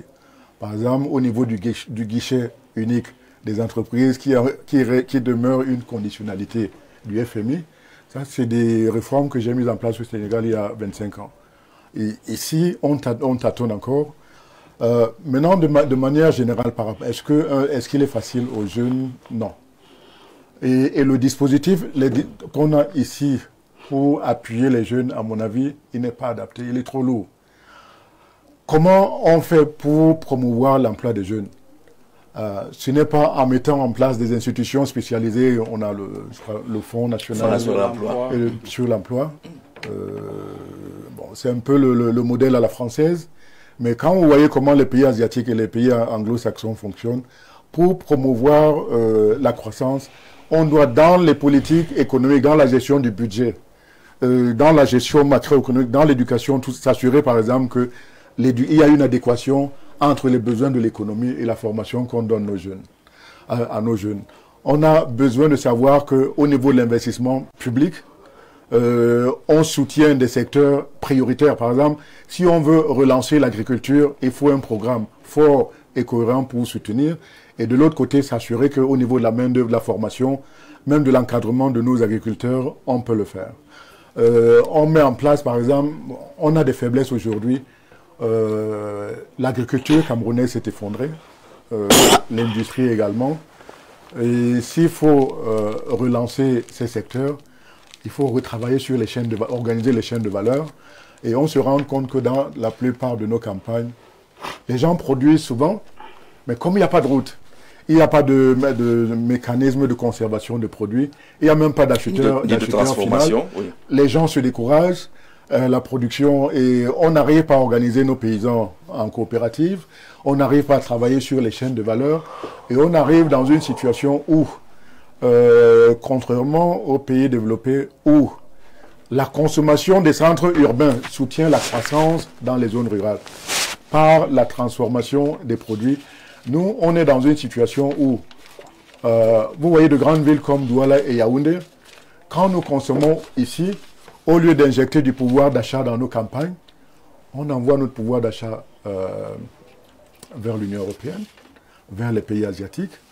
Je vais vous prendre un exemple simple pour montrer que, par exemple, le Cameroun importe quasiment tout ce qu'il consomme. Le riz, près de 200 milliards. Le blé, plus de 175 milliards. Le poisson, l'huile de palme. Il nous faut mettre en œuvre, dans la logique définie par le chef de l'État, il nous faut mettre en œuvre des politiques fortes pour réduire cette dépendance de l'extérieur et organiser notre économie pour retrouver une souveraineté agricole, au niveau industriel aussi. Au niveau des services aussi, on est très en retard. L'essentiel des services au Cameroun, c'est dans l'informel.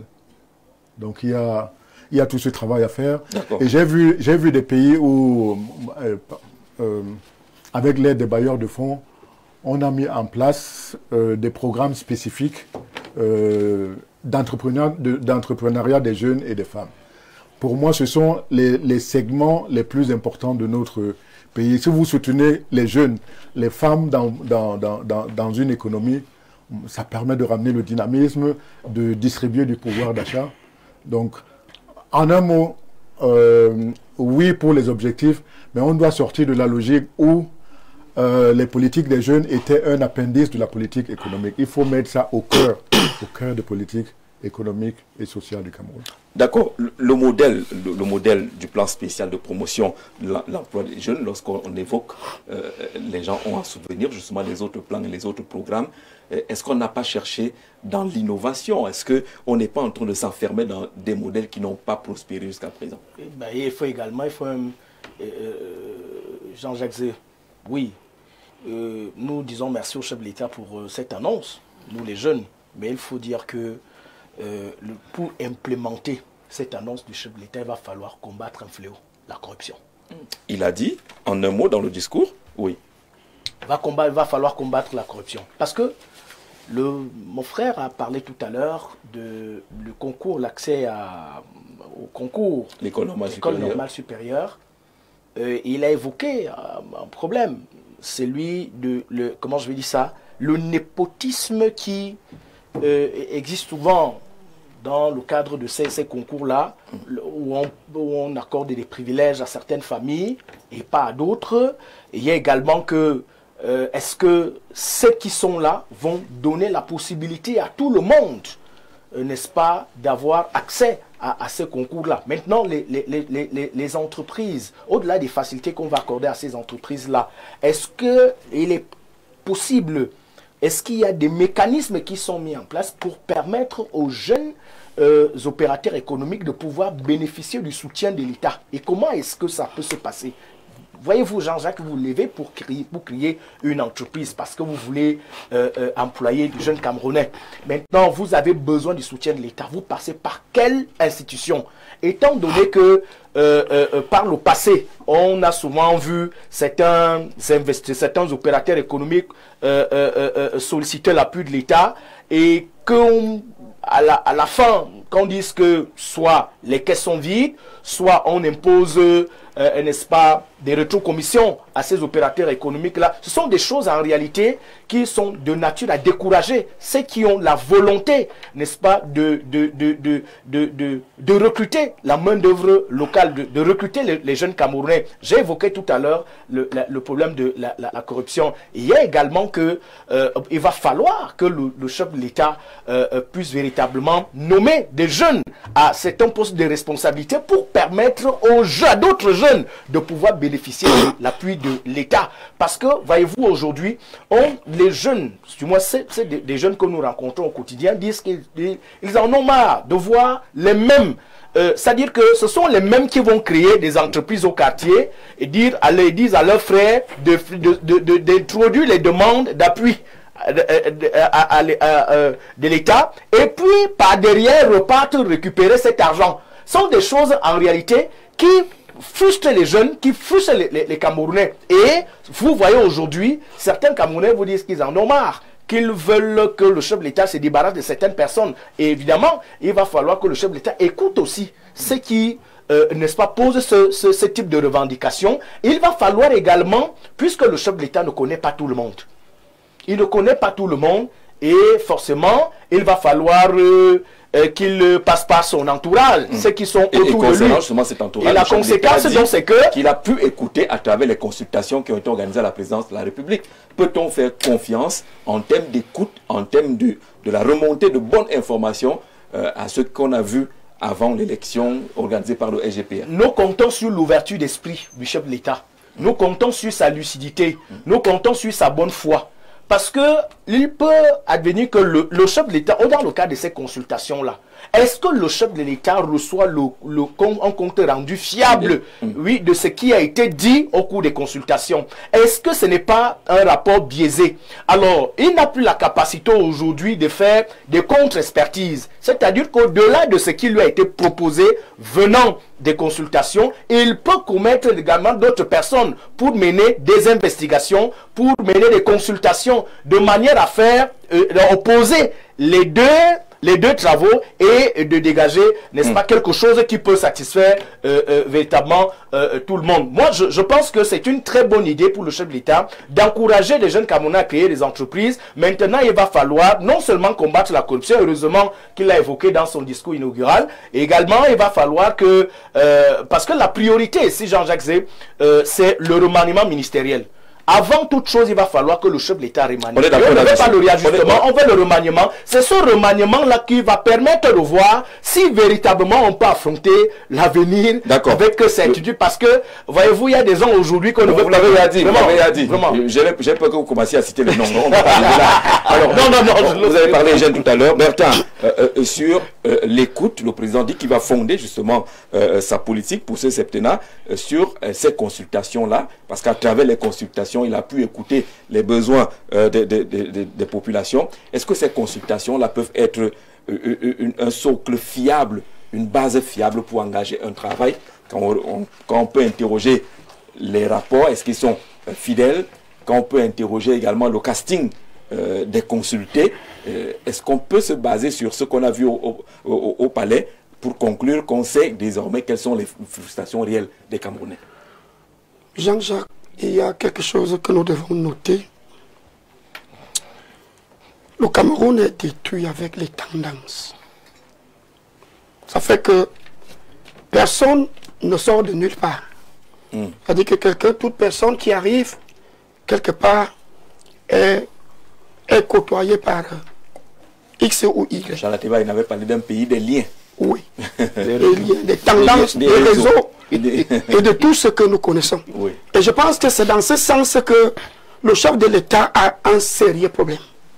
J'avais aimé le geste que le ministre Ngal avait fait quand il était arrivé aux enseignements secondaires.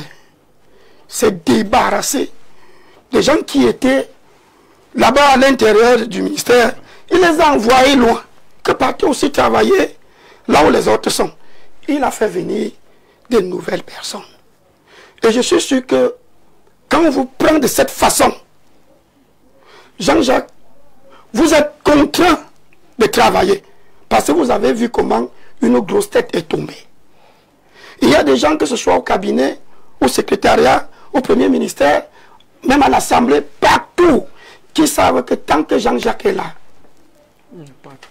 versez-moi l'eau. Il y a un célèbre maire qui ça ne va pas me toucher. Un célèbre maire par l'eau de Yaoundé. Oui. Tant que bien, il a même si vous faites comment, je pense que la chose la plus difficile pour le chef de l'État, c'est qu'il y a eu des formations des réseaux qui sont devenus vraiment des carcasses dures.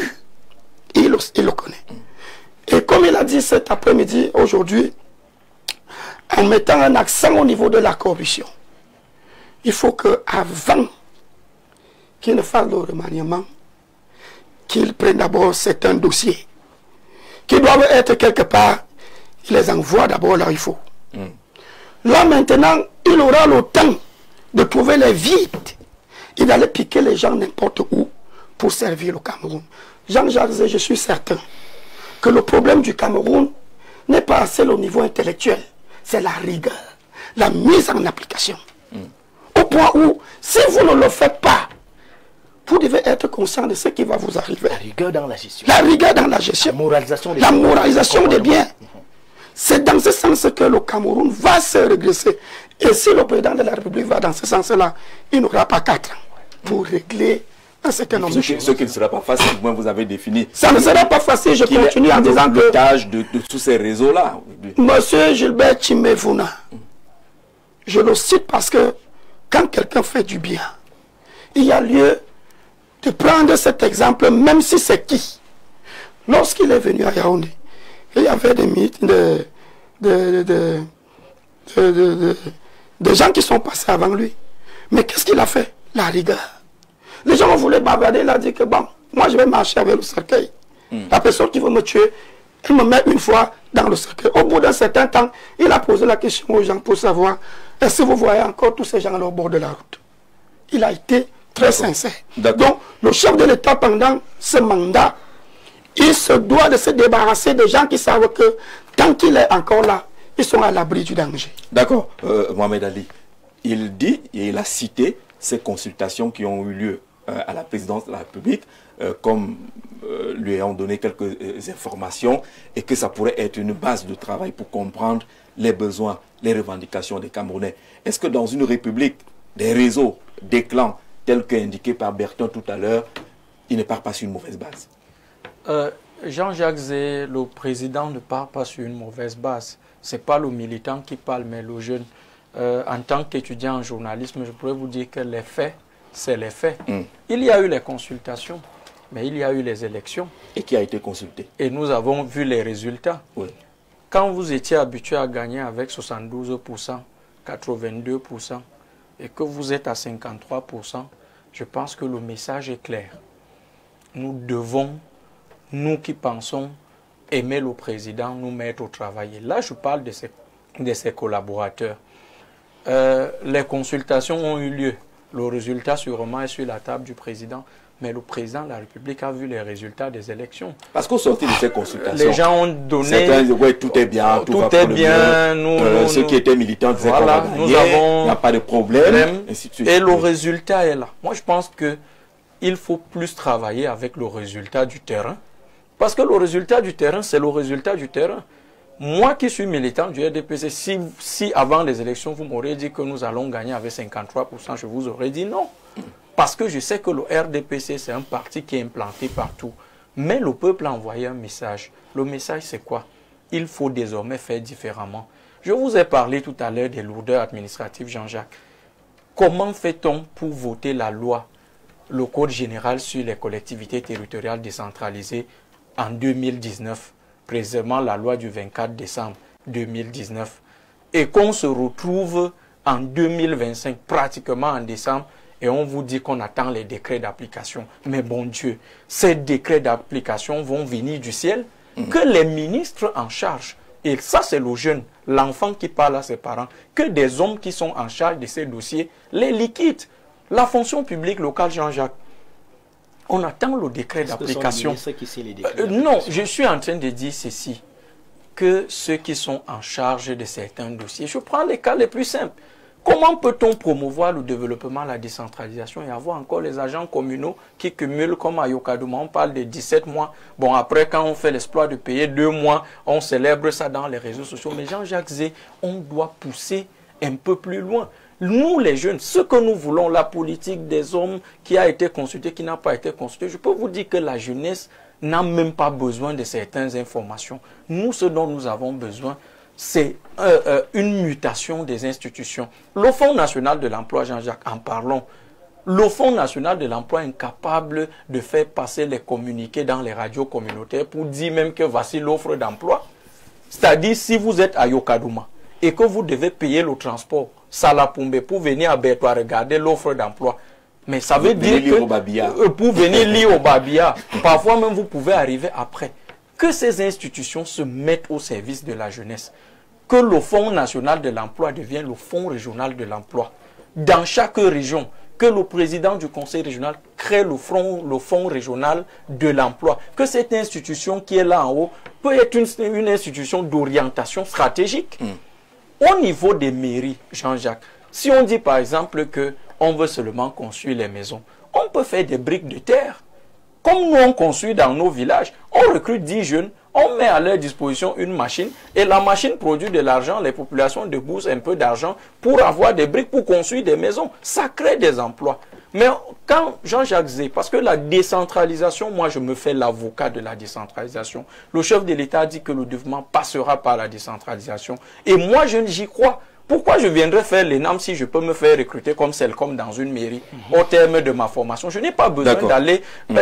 C'est plus pragmatique. Jean-Jacques, je termine rapidement en disant que les décrets d'application qu'on attend pendant 5 ans, sincèrement, ça n'aide pas la jeunesse.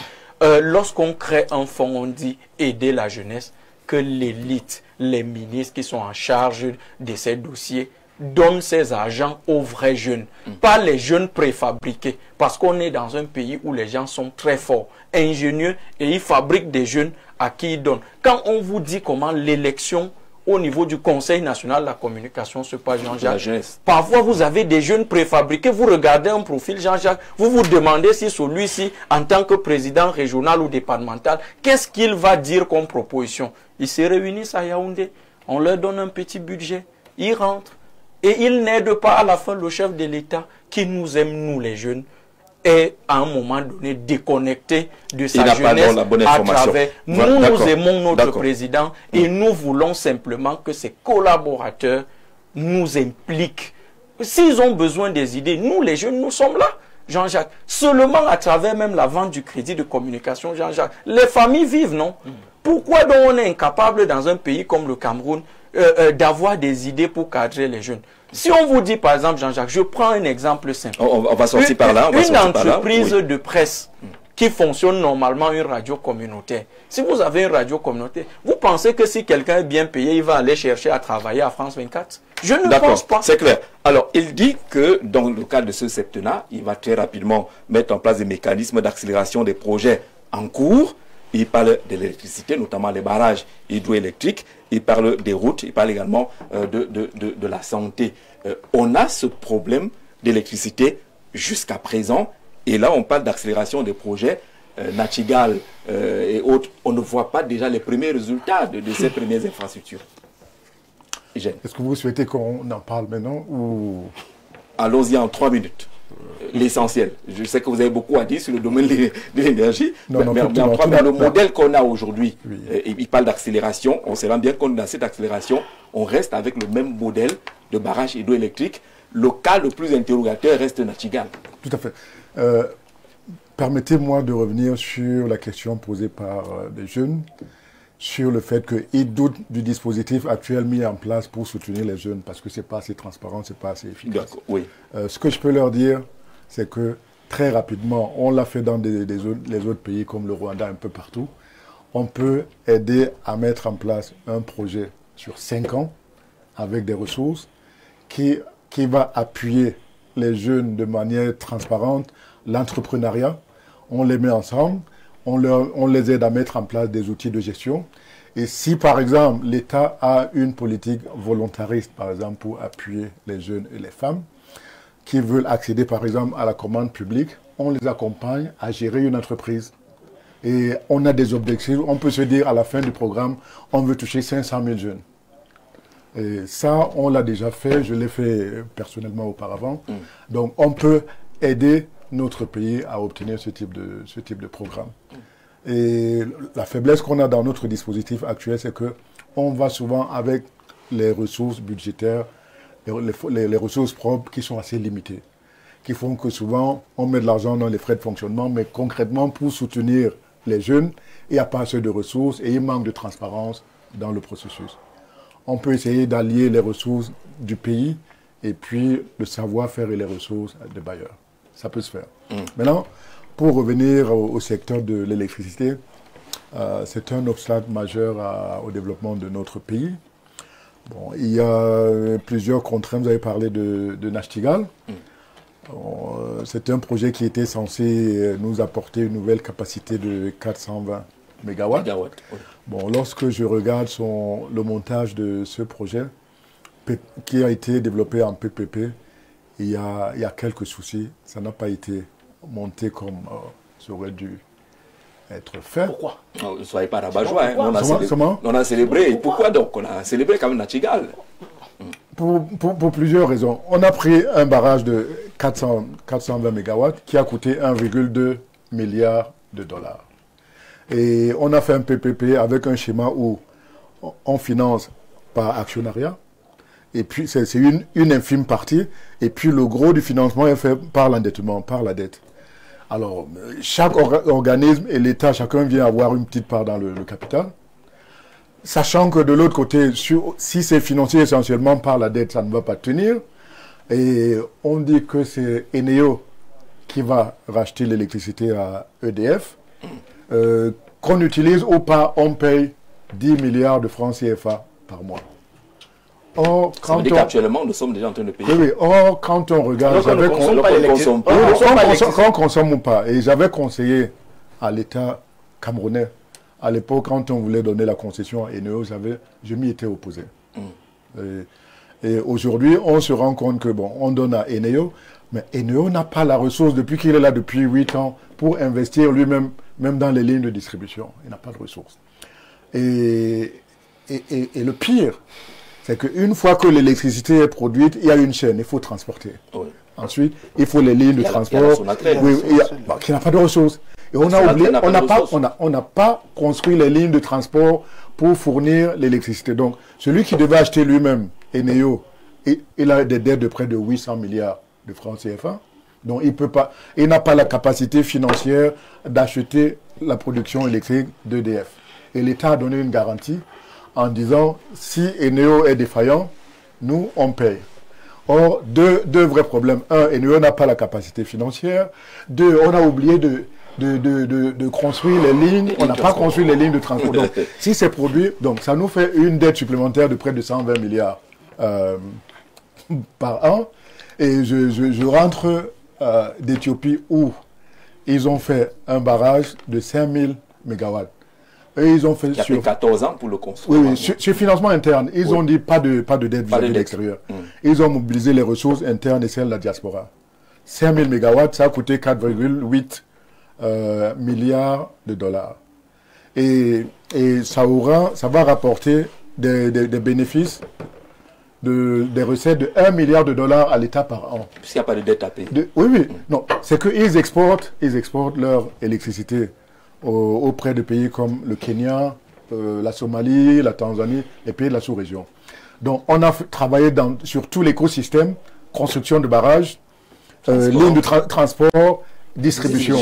Et cette vision holistique a manqué chez nous et c'est celle qui domine dans la plupart des investissements publics au Cameroun. Il faut travailler sur tout l'écosystème pour voir si c'est rentable ou pas. Donc, d'une part, on a le barrage éthiopien qui a coûté 4 fois plus cher, 5000 MW, 4 fois plus cher que notre barrage qui a coûté 1,2 milliard. Mais en termes de production électrique, eux, ils produisent 11,5% de plus que nous. Donc, coût 4 fois de plus, production électrique 11 fois de plus que nous. Vous voyez le déséquilibre. Mais le pire, c'est dans la gestion financière du projet où, chez eux, l'argent public qu'on a mis dans la construction du barrage va rapporter $1 milliard à l'État de manière sur une longue période. Chez nous, ça va générer une dette potentielle de 10 milliards par mois, dans une phase où nous voyons comment notre population souffre, comment les Camerounais sont confrontés à la vie chère, comment il n'y a pas d'infrastructure économique et sociale. Bon, je dis que... en un mot. Et en un mot... c'est quoi? C'est un éléphant blanc. Et en un mot, ça c'est des erreurs qu'on aurait pu éviter si on avait ne serait-ce que des consultations entre nous. Vous consultez les États, mais vous ne consultez pas l'État.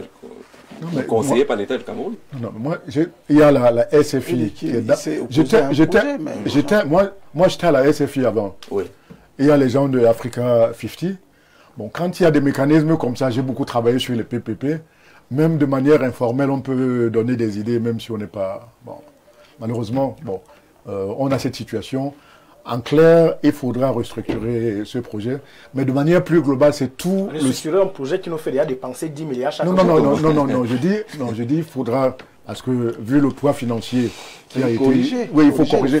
Il faut corriger. Il faut voir ce qu'on peut corriger. Mais au-delà de ça, c'est l'ensemble du secteur de l'électricité qu'il faut complètement réformer. On pourra y revenir. Mon message, pour être simple, c'est que dans tous les services publics comme l'eau, l'électricité, les télécoms, Camrail, les bailleurs de fonds nous ont vendu un modèle qu'on n'arrive pas à gérer et ils n'ont pas fait le service après-vente. Et on a les résultats aujourd'hui. Il nous appartient, si on veut véritablement relancer l'économie du Cameroun, réorganiser complètement ces secteurs pour qu'ils puissent fournir des services à la population qui soient efficaces. Alors le président est sur accélérer les projets en cours. Oui. Vous dites qu'il faut réorganiser, il faut corriger, parce que si on accélère, on ne sait pas ce que sont devenus les Mekines, les Memveleux et conseils jusqu'à présent. Hein. Si je peux me permettre. Rapidement. L'une des faiblesses qu'on a également au Cameroun, c'est au niveau de l'exécution de l'investissement public, la maturation des projets. Là-dedans, on a deux problèmes. C'est que pendant longtemps, on n'a pas suffisamment investi au niveau de la création d'infrastructures. La deuxième chose, quand on investit, on le fait de manière improvisée. Il n'y a pas une maturation. On peut venir, on vous dit non. On vient de rencontrer des Turcs ou des Chinois qui ont telle solution. Ils arrivent, on n'essaie pas de voir si ça s'inscrit dans l'écosystème d'ensemble du projet. On engage des dépenses, in fine, on se rend compte que le projet n'est pas viable. Donc il faut retravailler en amont. Et j'ai vu, il y a des solutions à cela. Quand on a des capacités institutionnelles faibles au niveau de l'ensemble du gouvernement, il faut créer des structures capables de piloter les projets d'investissement. J'ai vu par exemple la Côte d'Ivoire mettre en œuvre ce type de mécanisme où on sait que par exemple les ministères sociaux, ils ont du mal à travailler sur les budgets, sur la finance, les budgets. On a créé un organisme autonome à part où on attire les ingénieurs, des financiers qui sont mieux payés que les gens de la fonction publique. Et ils sont là, même quand il y a de nouveaux ouvrages à construire, c'est eux qui sont les interlocuteurs des étrangers, des entreprises étrangères. Ils font le contrôle qualité et ils aident à contrôler toute la mise en œuvre. Bon, ça, c'est des mécanismes qu'on peut mettre en place ici chez nous. Mais il y a eu un énorme gaspillage de ressources au niveau de l'investissement public. Et l'autre chose, c'est qu'on n'arrive même pas souvent à utiliser toutes les ressources de l'investissement public. C'est-à-dire que parfois, on peut avoir des problèmes, on a des routes, on a des besoins, on approuve des crédits pour le Cameroun, mais les projets ne décaissent pas.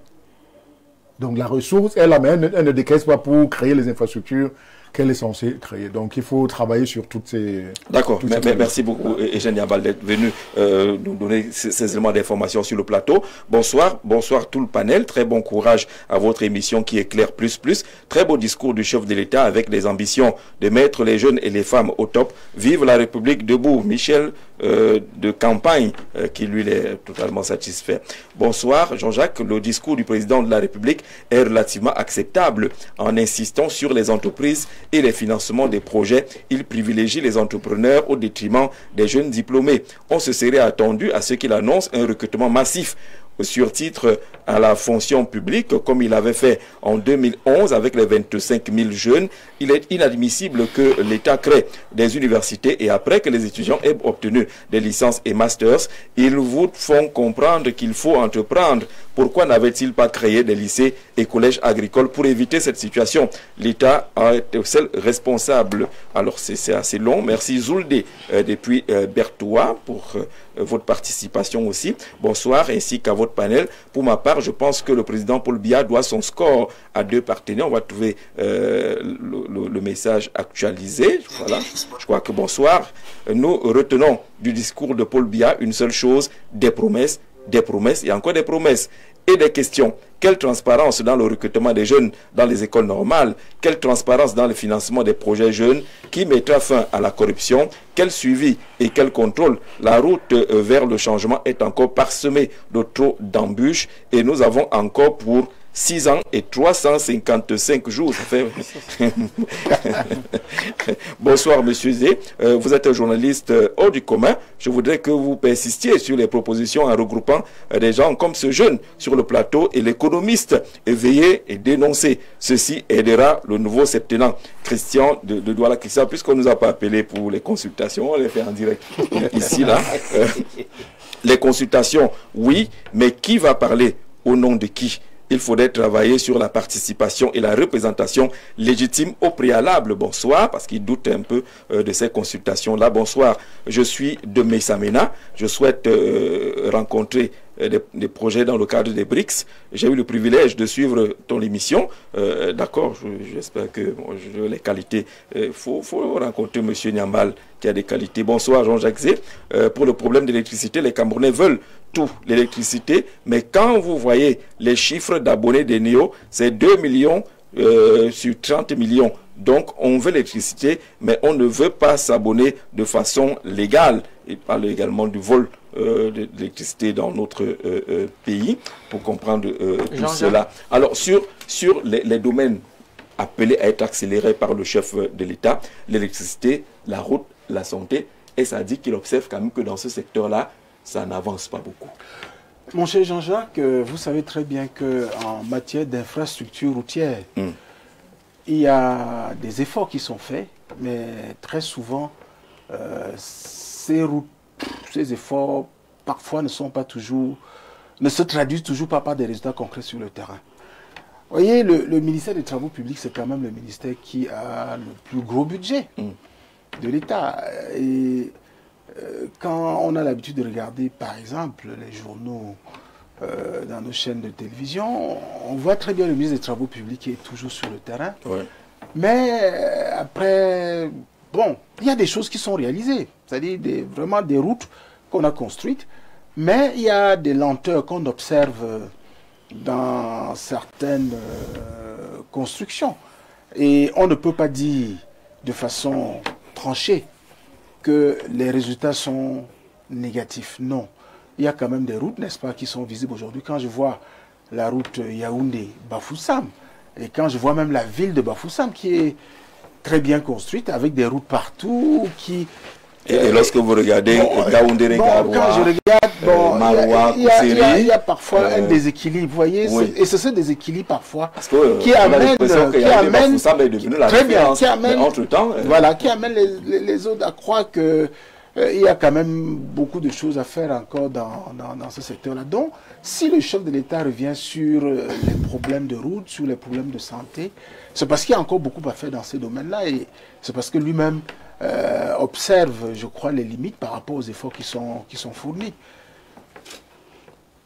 En fait, par les ministères sectoriels. Vous pensez que le problème des routes, le spécialiste va répondre à l'heure, est-ce que vous pensez que le problème des routes est directement lié à ceux qui ont la charge de ces ministères, ou alors la capacité et la qualité de budget qu'on met pour faire ces routes-là et la volonté qu'on y met? Vous pensez qu'il y a suffisamment de volonté et de moyens, et le problème serait par exemple le ministre? Non, moi je crois que... Moi j'ai été membre de la commission des finances et du budget quand j'étais député à l'Assemblée nationale, entre 2013 et 2020. Mais je peux vous dire que très souvent, vous savez, le budget c'est un acte condition. C'est-à-dire on vote le budget en attendant que les recettes, les dépenses, tout ça... En fait, il faut que ce budget soit constitué après, c'est-à-dire avec les recettes qu'on aura par rapport aux impôts, fiscalité de porte, fiscalité diverses. C'est pour cela que je dis oui, on vote le budget, mais souvent ce budget n'est toujours pas exécuté à 100%, parce qu'on peut aboutir très souvent, n'est-ce pas, au manque de moyens financiers qui devrait normalement amener le responsable de ce ministère sectoriel à payer ceux qui exécutent les travaux et je dirais à réceptionner les travaux déjà même exécutés. Donc on a des problèmes budgétaires, certains. Et comme l'a relevé le collègue tout à l'heure, il a parlé des investissements qui ne sont pas toujours bien faits. Moi j'ai été président du comité régional de l'exécution physico-financière du budget d'investissement public. Et au niveau de ce contrôle, moi je me suis rendu compte qu'effectivement les travaux étaient très mal faits, très mal faits, et parfois on les réceptionnait. Une salle de classe qu'on réceptionne et qui se fissure après 6 mois n'a pas été bien construite. Si un sac de ciment peut donner... Oui, elle est quand même réceptionnée. Si un sac de ciment peut donner lieu à 100 parpaings, alors qu'on sait très bien que les 100 parpaings sont très fragiles, ces fissures peuvent facilement être provoquées. Donc, il y avait souvent la société civile qui venait, après avoir filmé les travaux sur le terrain, et on voyait comment ces travaux étaient réalisés. Et très souvent, bon, les mêmes parfois soumissionnaient et on leur donnait toujours, n'est-ce pas, des marchés, alors que très souvent, ils ont très mal travaillé par rapport aux autres marchés qu'ils ont soumissionnés et qu'ils ont le pauvre député, il fait quoi? Bon, à ce moment-là, le président, vous faites votre rapport, que vous adressez au ministre de l'économie et de l'aménagement du territoire, et il y a un jour comme ça consacré à l'étude de ces différents rapports, et c'est le comité national qui siège sous la présidence du ministre de l'économie. Il y a parfois le ministre des Finances qui est là, mais je dois vous dire que très souvent, pour conclure, je dirais que le budget est là, mais le budget n'est toujours pas suffisant pour couvrir l'ensemble des projets défendus devant la commission des finances et du budget. Voilà qui est clair. Donc on a des difficultés sur le plan budgétaire. D'accord. Budget, qualité d'infrastructure, livraison fantaisiste, les rapports fantaisistes également, mais tout cela se résume à la corruption. Parce que s'il n'y a pas de corruption autour de tout cela, et le président Biya dit que l'avènement d'un Cameroun nouveau, stable et prospère est en marche. Et cela passe par une politique de main tendue. Il tend la main à tous du Cameroun et de la diaspora pour que chacun puisse qu'on jette ensemble les bases d'un avenir prometteur pour la jeunesse, l'union sacrée. Alors cette main tendue, qu'est-ce qu'on met dedans pour construire cette union sacrée? Qu'est-ce qui met à l'intérieur? Qu'est-ce que vous souhaiteriez qu'il mette à l'intérieur? C'est là, c'est l'ouverture d'une, comment je vais ça, l'affirmation d'une république ouverte, une république de tolérance et participative. Participative. Oui. Le chef de l'État tend la main à tout le peuple camerounais pour un joignez-vous à moi. Participatif. Quelle forme il donne à ce joignez-vous à moi? Chacun de nous, le chef de l'État est devant. Chacun de nous doit désormais œuvrer pour le développement du Cameroun. Et nous avons devant nous un guide, un visionnaire, le président de la République. Est-ce que c'est possible avec l'environnement, l'entourage qui a été présenté ici? Le président est quand même un peu pris en otage. La main tendue va plus loin. Oui, c'est possible. La main tendue va plus loin. Il ne s'agit pas seulement, c'est-à-dire même les acteurs politiques, les opposants, les hommes politiques, le chef de l'État leur tend la main. J'espère maintenant que le chef d'État sera ouvert, n'est-ce pas, aux propositions qui viendront du peuple, du moins de tous les composants de la société, parce que, voyez-vous, le chef de l'État, j'ai l'impression, ne veut plus opérer seul. Désormais, il va agir en disant, c'est le peuple qui m'a demandé de faire. Il dit, joignez-vous à moi, l'heure est au rassemblement. c'est l'union sacrée. L'union sacrée autour du président de la République pour affronter les défis du futur. Et je me dis, moi en tant que jeune, lorsque je vois cette main tendue, et c'est le message que je voudrais, n'est-ce pas, apporter à la jeunesse aujourd'hui, je me réjouis de savoir que nous avons des jeunes qui l'ont tôt compris, comme l'étudiant qui est devant moi, et il l'a dit tout à l'heure, c'est vrai, sur 10 jeunes, au moins 8 soutiennent le président de la République. N'écoutons pas les sirènes de la division. Il y en a qui soutiennent le président de la République, qui veulent bien l'accompagner, et nous leur disons que c'est le moment est donc venu pour se lever et comment je vais dire ça, de soutenir l'action du président. Mais qu'est-ce que le président fait? Vous avez vu, vous avez entendu le président le dire, il va désormais mettre un accent particulier sur les jeunes et les femmes. Il a dit en 2018 aussi. Hein. Oui. Je l'ai dit tout à l'heure dans l'entente de l'émission. J'ai trouvé le chef de l'État sincère dans son discours. Et je me dis que cette fois-ci, il l'a compris. D'accord. Il a compris les frustrations des jeunes. Et il ne peut plus blaguer avec cette jeunesse-là. Le chef de l'État ne peut plus s'amuser avec cette jeunesse. Et je crois que si nous nous levons tous, avec l'amour de la patrie, hein, c'est-à-dire nous disons en tant que patriotes que nous accompagnons le chef de l'État, nous allons véritablement atteindre l'objectif qu'il s'est fixé. Maintenant, moi, je l'ai dit tout à l'heure, Jean-Jacques, au-delà des infrastructures à mettre en place, je vais dire, qui accompagneront les jeunes et les personnes qui vont accompagner, à nommer à certains postes de responsabilité, il va falloir, et c'est une doléance, que le chef de l'État implémente l'article 66 de la Constitution sur la déclaration des biens. C'est-à-dire qu'il faudrait que ceux qui vont arriver, qu'on sache que le ministre de l'eau et de l'énergie, quand il est arrivé, il avait une richesse estimée à peu de 100 millions. Et quand il est parti, voici à quoi ressemble sa fortune. Donc, c'est ce que nous attendons du chef de l'État. C'est cette transparence-là que nous voulons. Et vous allez voir, aveuglement, moi, j'accompagne le chef de l'État, je le suis. Tu n'es pas Thomas. Tu n'attends pas de voir. Non, je n'attends pas parce que en réalité, voyez-vous, j'ai aimé un slogan à travers les banderoles qui sont accrochées un peu partout dans la ville de Yaoundé. Le chef de l'État appelle la jeunesse à s'unir à lui pour affronter l'avenir. Et là, je me suis dit, en tant que jeune, il est temps pour moi de me lever. Je n'ai pas besoin d'attendre de voir s'il va réaliser ou pas ce qu'il a dit. Je me lève pour accompagner le chef de l'État à réaliser ce qu'il a dit. Et c'est en 2032, au cas où il finit son mandat, que nous allons donc nous asseoir pour évaluer son septennat. Bertrand, la main tendue, tendre la main à tous et à chacun pour jeter les bases d'un avenir prometteur pour la jeunesse. Il appelle à l'union sacrée. Il demande, il dit, joignez-vous à moi.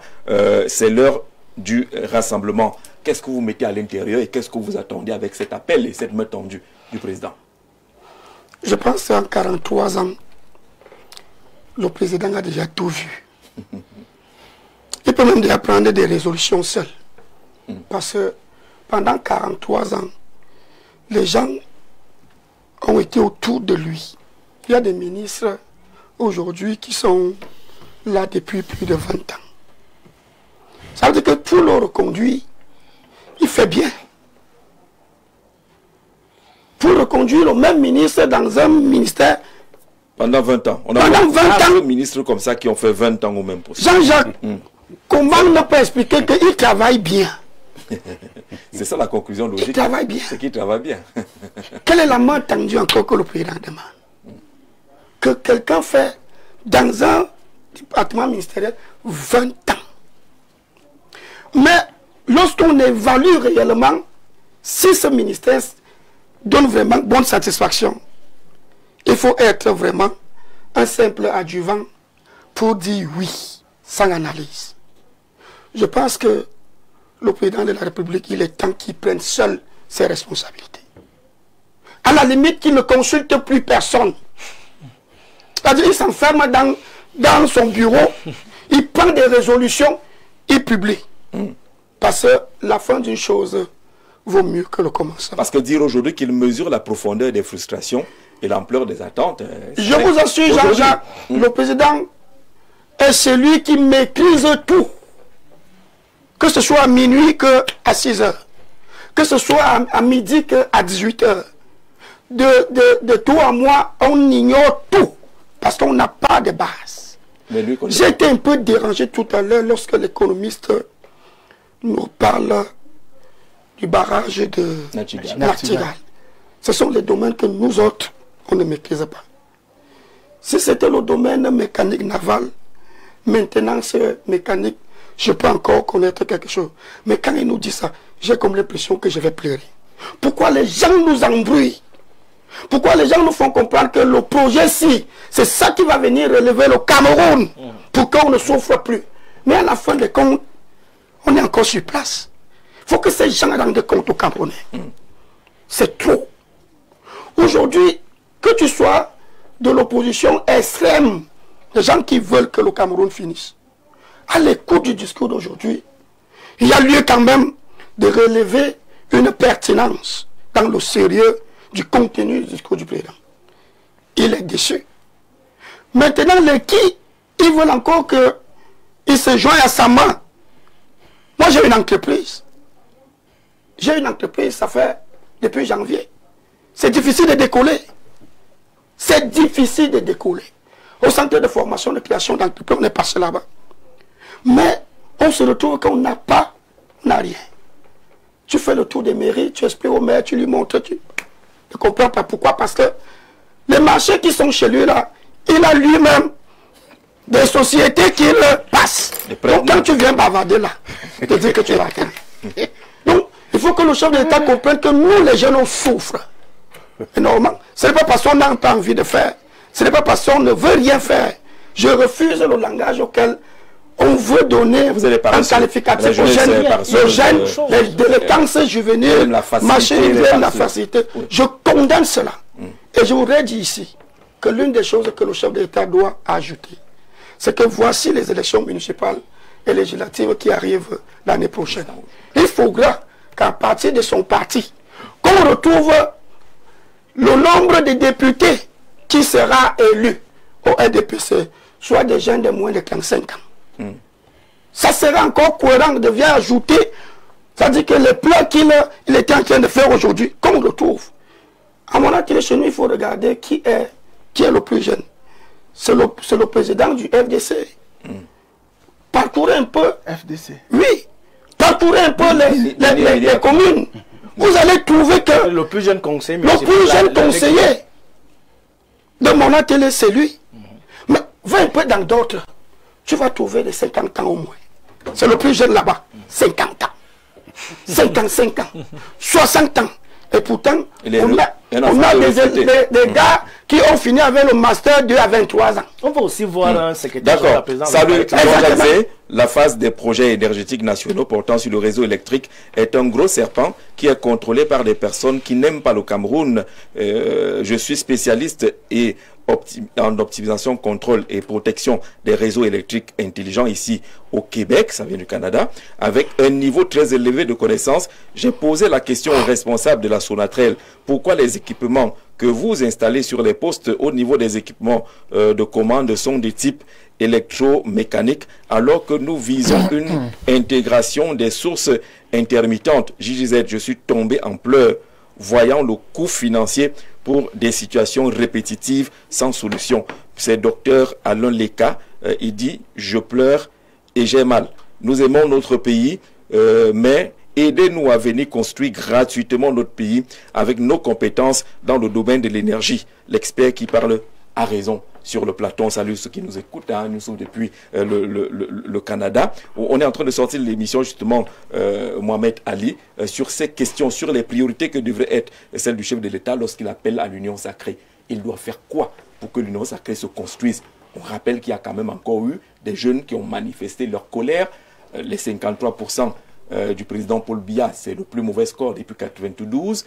Il y a une abstention encore de 4 millions au moins de personnes qui ne sont pas allées voter. Comment faire pour les amener à l'union sacrée? Jean-Jacques Zé, c'est à travers les actes que le président va prendre. J'étais bien amusé aujourd'hui quand le président de l'Assemblée nationale a remis le bic et il a dit que c'était pour prendre les décisions. Je crois qu'entre... En mettant l'accent sur le gouvernement. Sur le gouvernement. Le président est comme vous, hein, comme, ils veulent que ça bouge.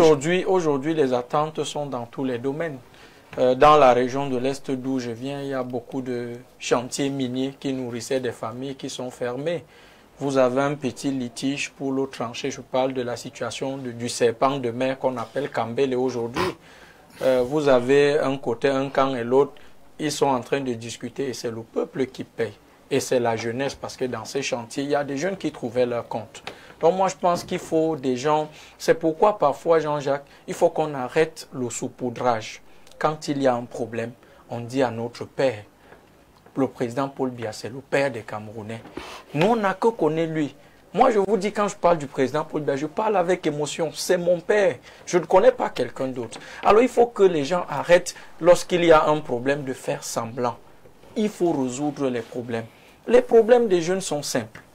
S'ils ont besoin des opportunités, Jean-Jacques, moi, depuis que je suis né, je n'ai jamais vu un communiqué de recrutement à la SNH, à la CSPH. Et demander que tu es qui? Au FEICOM, par exemple. On lance les concours pour la fonction publique. Moi, jeune Bororo, je m'imagine dans un bureau à la SNH. Mais comment? Chaque jour, pourtant, on recrute dans ces sociétés. Lorsqu'on se dit des apôtres, il y a même des créatures. Je vais caricaturer un peu. Mais lorsqu'on aime son président, les mesures qu'on doit prendre doivent être des mesures qui doivent également faire en sorte que le peuple qui a élu le président soit satisfait. Qu'on nous dise au poste national, au journal de 17h par exemple, ou bien à Info TV au journal, qu'on veut recruter 100 jeunes à la CNPS. Le grand directeur général Mokulu Vondo, sûrement il me suit. On sera très content, même si je postule, je n'obtiens pas le poste. Je dirais au moins que l'année prochaine, il est transparent. Voilà, l'année prochaine, il valorise le mérite. Voilà, l'année prochaine, il y aura peut-être encore une opportunité dans une autre société. Ça, c'est des petites choses que ces responsables doivent savoir, que nous, les jeunes, c'est ce qu'on attend. On peut même être au village, on ne fait rien. Mais le fait d'avoir vu un jeune du village partir à la SNH, on s'est dit que mon jour va arriver. On va rapidement maintenant, bonsoir, je disais, il faut dire à mon ami sur le panel, d'ailleurs, Angelo Toueli, demande si tu es déjà biaïste sur le plateau, tant que tu as un peu de biaïsme là. Le message qui vient d'Italie, il faut dire à mon ami sur le panel que s'il est atteint du syndrome de Stockholm, c'est son problème. Tous les jeunes n'aiment pas le président de la République. On cite des universités qui sont dernières en Afrique et forment des benskinners supérieurs. Vous souvenez-vous encore de ce qu'avait promis le président en 2018? Il avait promis la mécanisation de l'agriculture, la poursuite des grands chantiers. Et Olembe est toujours là. Le président va faire son discours et dérégler son pouvoir ensuite, comme depuis un moment. Le 237 était parmi les premiers pays cités en Afrique il y a 45 ans. Aujourd'hui, on va prendre un an, ainsi de suite. D'abord, Jean-Jacques, je sors rapidement. En un mot, de réagir. Voilà, on ne refuse pas la parole aux aînés. Oui, Jeanne, on apprécie le raisonnement que vous avez établi tout à l'heure sur le problème énergétique. Et comme on sait, on l'a dit, on fera toute une émission sur cette question-là. Mais on est sur la question de l'union sacrée. Elle devrait passer par quoi pour asseoir une véritable union sacrée autour du président Biya? C'est lui, le président de la République. Disons, j'aimerais revenir sur le message qui ressort des récentes élections. Les Camerounais ont envoyé un message clair. C'est que quand on regarde notre pays aujourd'hui, le chef de l'État a eu 53,66% et le reste va à l'opposition. On a un pays qui est quasiment coupé en deux. Oui. Et par rapport à ça, je pense qu'il faut un discours d'apaisement. Il faut un message clair sur la modernisation ou l'amélioration de la gouvernance. Ça veut dire quoi? Ça a plusieurs points. Un,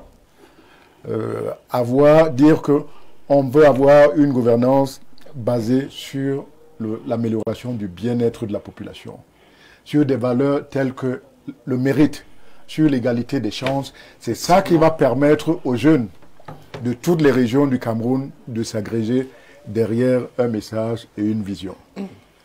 Le deuxième point, là où il y a le bas blesse souvent, c'est le choix des hommes. Une fois qu'on a défini le cap, c'est quoi? C'est que les Camerounais ont envoyé un message sur le fait qu'ils n'ont pas d'emploi. La vie est chère. Les infrastructures économiques et sociales sont dans un état de délabrement avancé. Il faut remettre le pays en chantier. Donc, je dis, 1, avoir cette vision. 2, choisir les hommes qu'il faut à la place qu'il faut. Et là aussi, donner l'égalité des chances, choisir les meilleurs Camerounais, qu'ils proviennent de l'intérieur du pays ou de la diaspora. Le Cameroun a la chance d'avoir beaucoup de ressources humaines. D'accord. Le troisième point, c'est sanctionner. C'est sanctionner. Et c'est alors que quand le chef de l'État dit qu'il va sanctionner, qu'il va revenir renforcer la lutte contre la corruption, si on a une politique, si on choisit des hommes, il n'y a pas de sanctions, il n'y a pas de résultat. C'est un peu ça. D'accord, professeur. Comment bâtir cette union sacrée autour du président Paul Biya? On a parlé de la diaspora tout à l'heure. Elle a lancé un appel à la diaspora, mais on sait que quasi majoritairement la diaspora a voté contre le président Biya. Comment construire dans ces conditions-là une union sacrée? Bien, après le discours inaugural de ce jour, qu'est-ce que les Camerounais attendent du chef de l'État? Les Camerounais attendent des actes concrets. Et tout partira des premiers actes que le chef de l'État posera. Et quand il parle de l'union sacrée, je vois cette union sacrée comme les efforts que tous les Camerounais doivent faire pour accepter les mesures même que le chef de l'État prend. Elles peuvent être révolutionnaires, même au niveau, par exemple, des impôts, s'il y a des impôts nouveaux concrets, pour faire face à un problème peut-être de construction d'infrastructures routières, que ceux des Camerounais qui doivent payer cet impôt-là le payent comme cela se doit. Quand j'entends parler de l'union sacrée, je pense également au fait que chaque Camerounais doit faire bien ce qu'il a à faire. Parce que si, j'ai souvent l'habitude de dire qu'avant de critiquer le chef de l'État, commencez d'abord par vous-même. Est-ce que vous faites bien le travail pour lequel vous êtes là? Un enseignant d'université ou bien un enseignant du secondaire, bon, qui a peut-être 6 heures de cours par semaine. Il manque 4 heures, il vient 2 heures, il vient enseigner 2 heures de cours par... Il ne fait pas bien son travail. Hein? Le proviseur du lycée, qui au lieu de recruter, de mettre sur pied une commission de recrutement à la rentrée scolaire, s'enferme dans un bureau et envoie les gens prendre 100 000 francs pour l'entrée en 6e. C'est-à-dire, quand les enfants ont fait le concours, on n'a même pas pris ceux qui ont eu de fortes notes, mais le proviseur s'enferme pour... c'est en fonction des enveloppes. Oui, c'est en fonction des enveloppes. Tout le monde semble connaître. Donc, moi, je crois que chacun doit bien faire... C'est devenu une norme. C'est une norme. L'union sacrée, donc l'union au second cycle. Très bien, mon cher Jean-Jacques. Donc, l'union sacrée, c'est que chacun fasse très bien son travail là où il est affecté. Si vous acceptez d'être administrateur civil, que vous soyez un très bon administrateur civil. Si vous êtes même balayeur de rue, vous êtes éboueur, vous travaillez à Zakam, faites bien votre travail. N'attendez pas que la manne tombe du ciel. Donc je crois que l'union sacrée, c'est comme ça un peu que j'entends l'union sacrée. Et comme il y a également un mécanisme de sanction. Il faut que le chef de l'État sanctionne ceux qui... Ça arrête un peu l'impunité. Voilà, qui sanctionne ceux qui détournent les deniers publics, ceux qui sont corrompus, vraiment, parce qu'il est le mieux renseigné. Donc, il sait qui fait quoi. Il sait qui... Il est très bien renseigné. Il a félicité Elekam. On va sortir par là. Donc, voilà. Il a félicité Elekam dans un contexte où beaucoup semblent dire que Elekam, ça ne vaut pas la peine. Et pourtant, est-ce que ce n'est pas un peu... Bon, il faut reconnaître que la tâche n'a pas été facile pour Elekam d'organiser ces élections. Les gens attendent des réformes, même des Elekam. Oui, il y a les gens qui attendent des réformes. Ça veut dire que lui n'est pas dans ce sens. Le Conseil électoral d'élections Cameroun a bravé, n'est-ce pas, toutes ces accusations et autres. Voilà. Et je voudrais me joindre au chef de l'État pour féliciter cette institution qui s'est battue, n'est-ce pas, pour organiser à son niveau cette élection. Ça n'a pas été facile.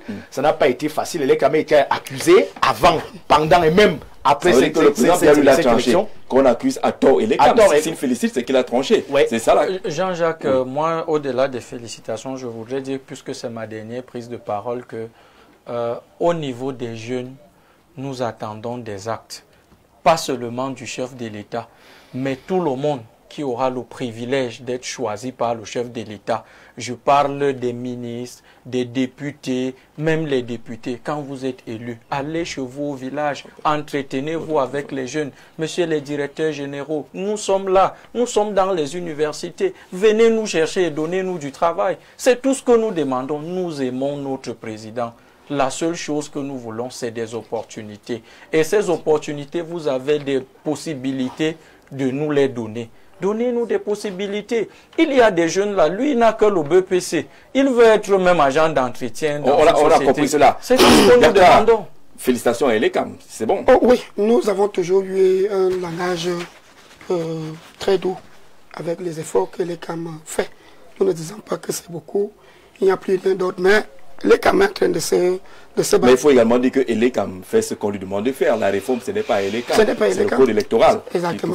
Et pour qu'on ait donc ce code électoral, il faut que les gens s'y revendiquent, pour certains qu'ils ont été élus et tout, qui partent prendre la majorité au niveau de l'Assemblée pour donc changer ce code-là qui nous dérange et tout. Et on pourra se retrouver. Et que les jeunes entrent dans les conseils municipaux. Que tout le monde doit se mettre dans le sens de la paix. L'ordre doit régner dans notre pays. On a quelques sous-préfets des régions septentrionales qui nous envoient des messages. Ils reçoivent également de nombreux messages de menaces. Dans tous les cas, le processus électoral, l'élection présidentielle 2025 est terminé.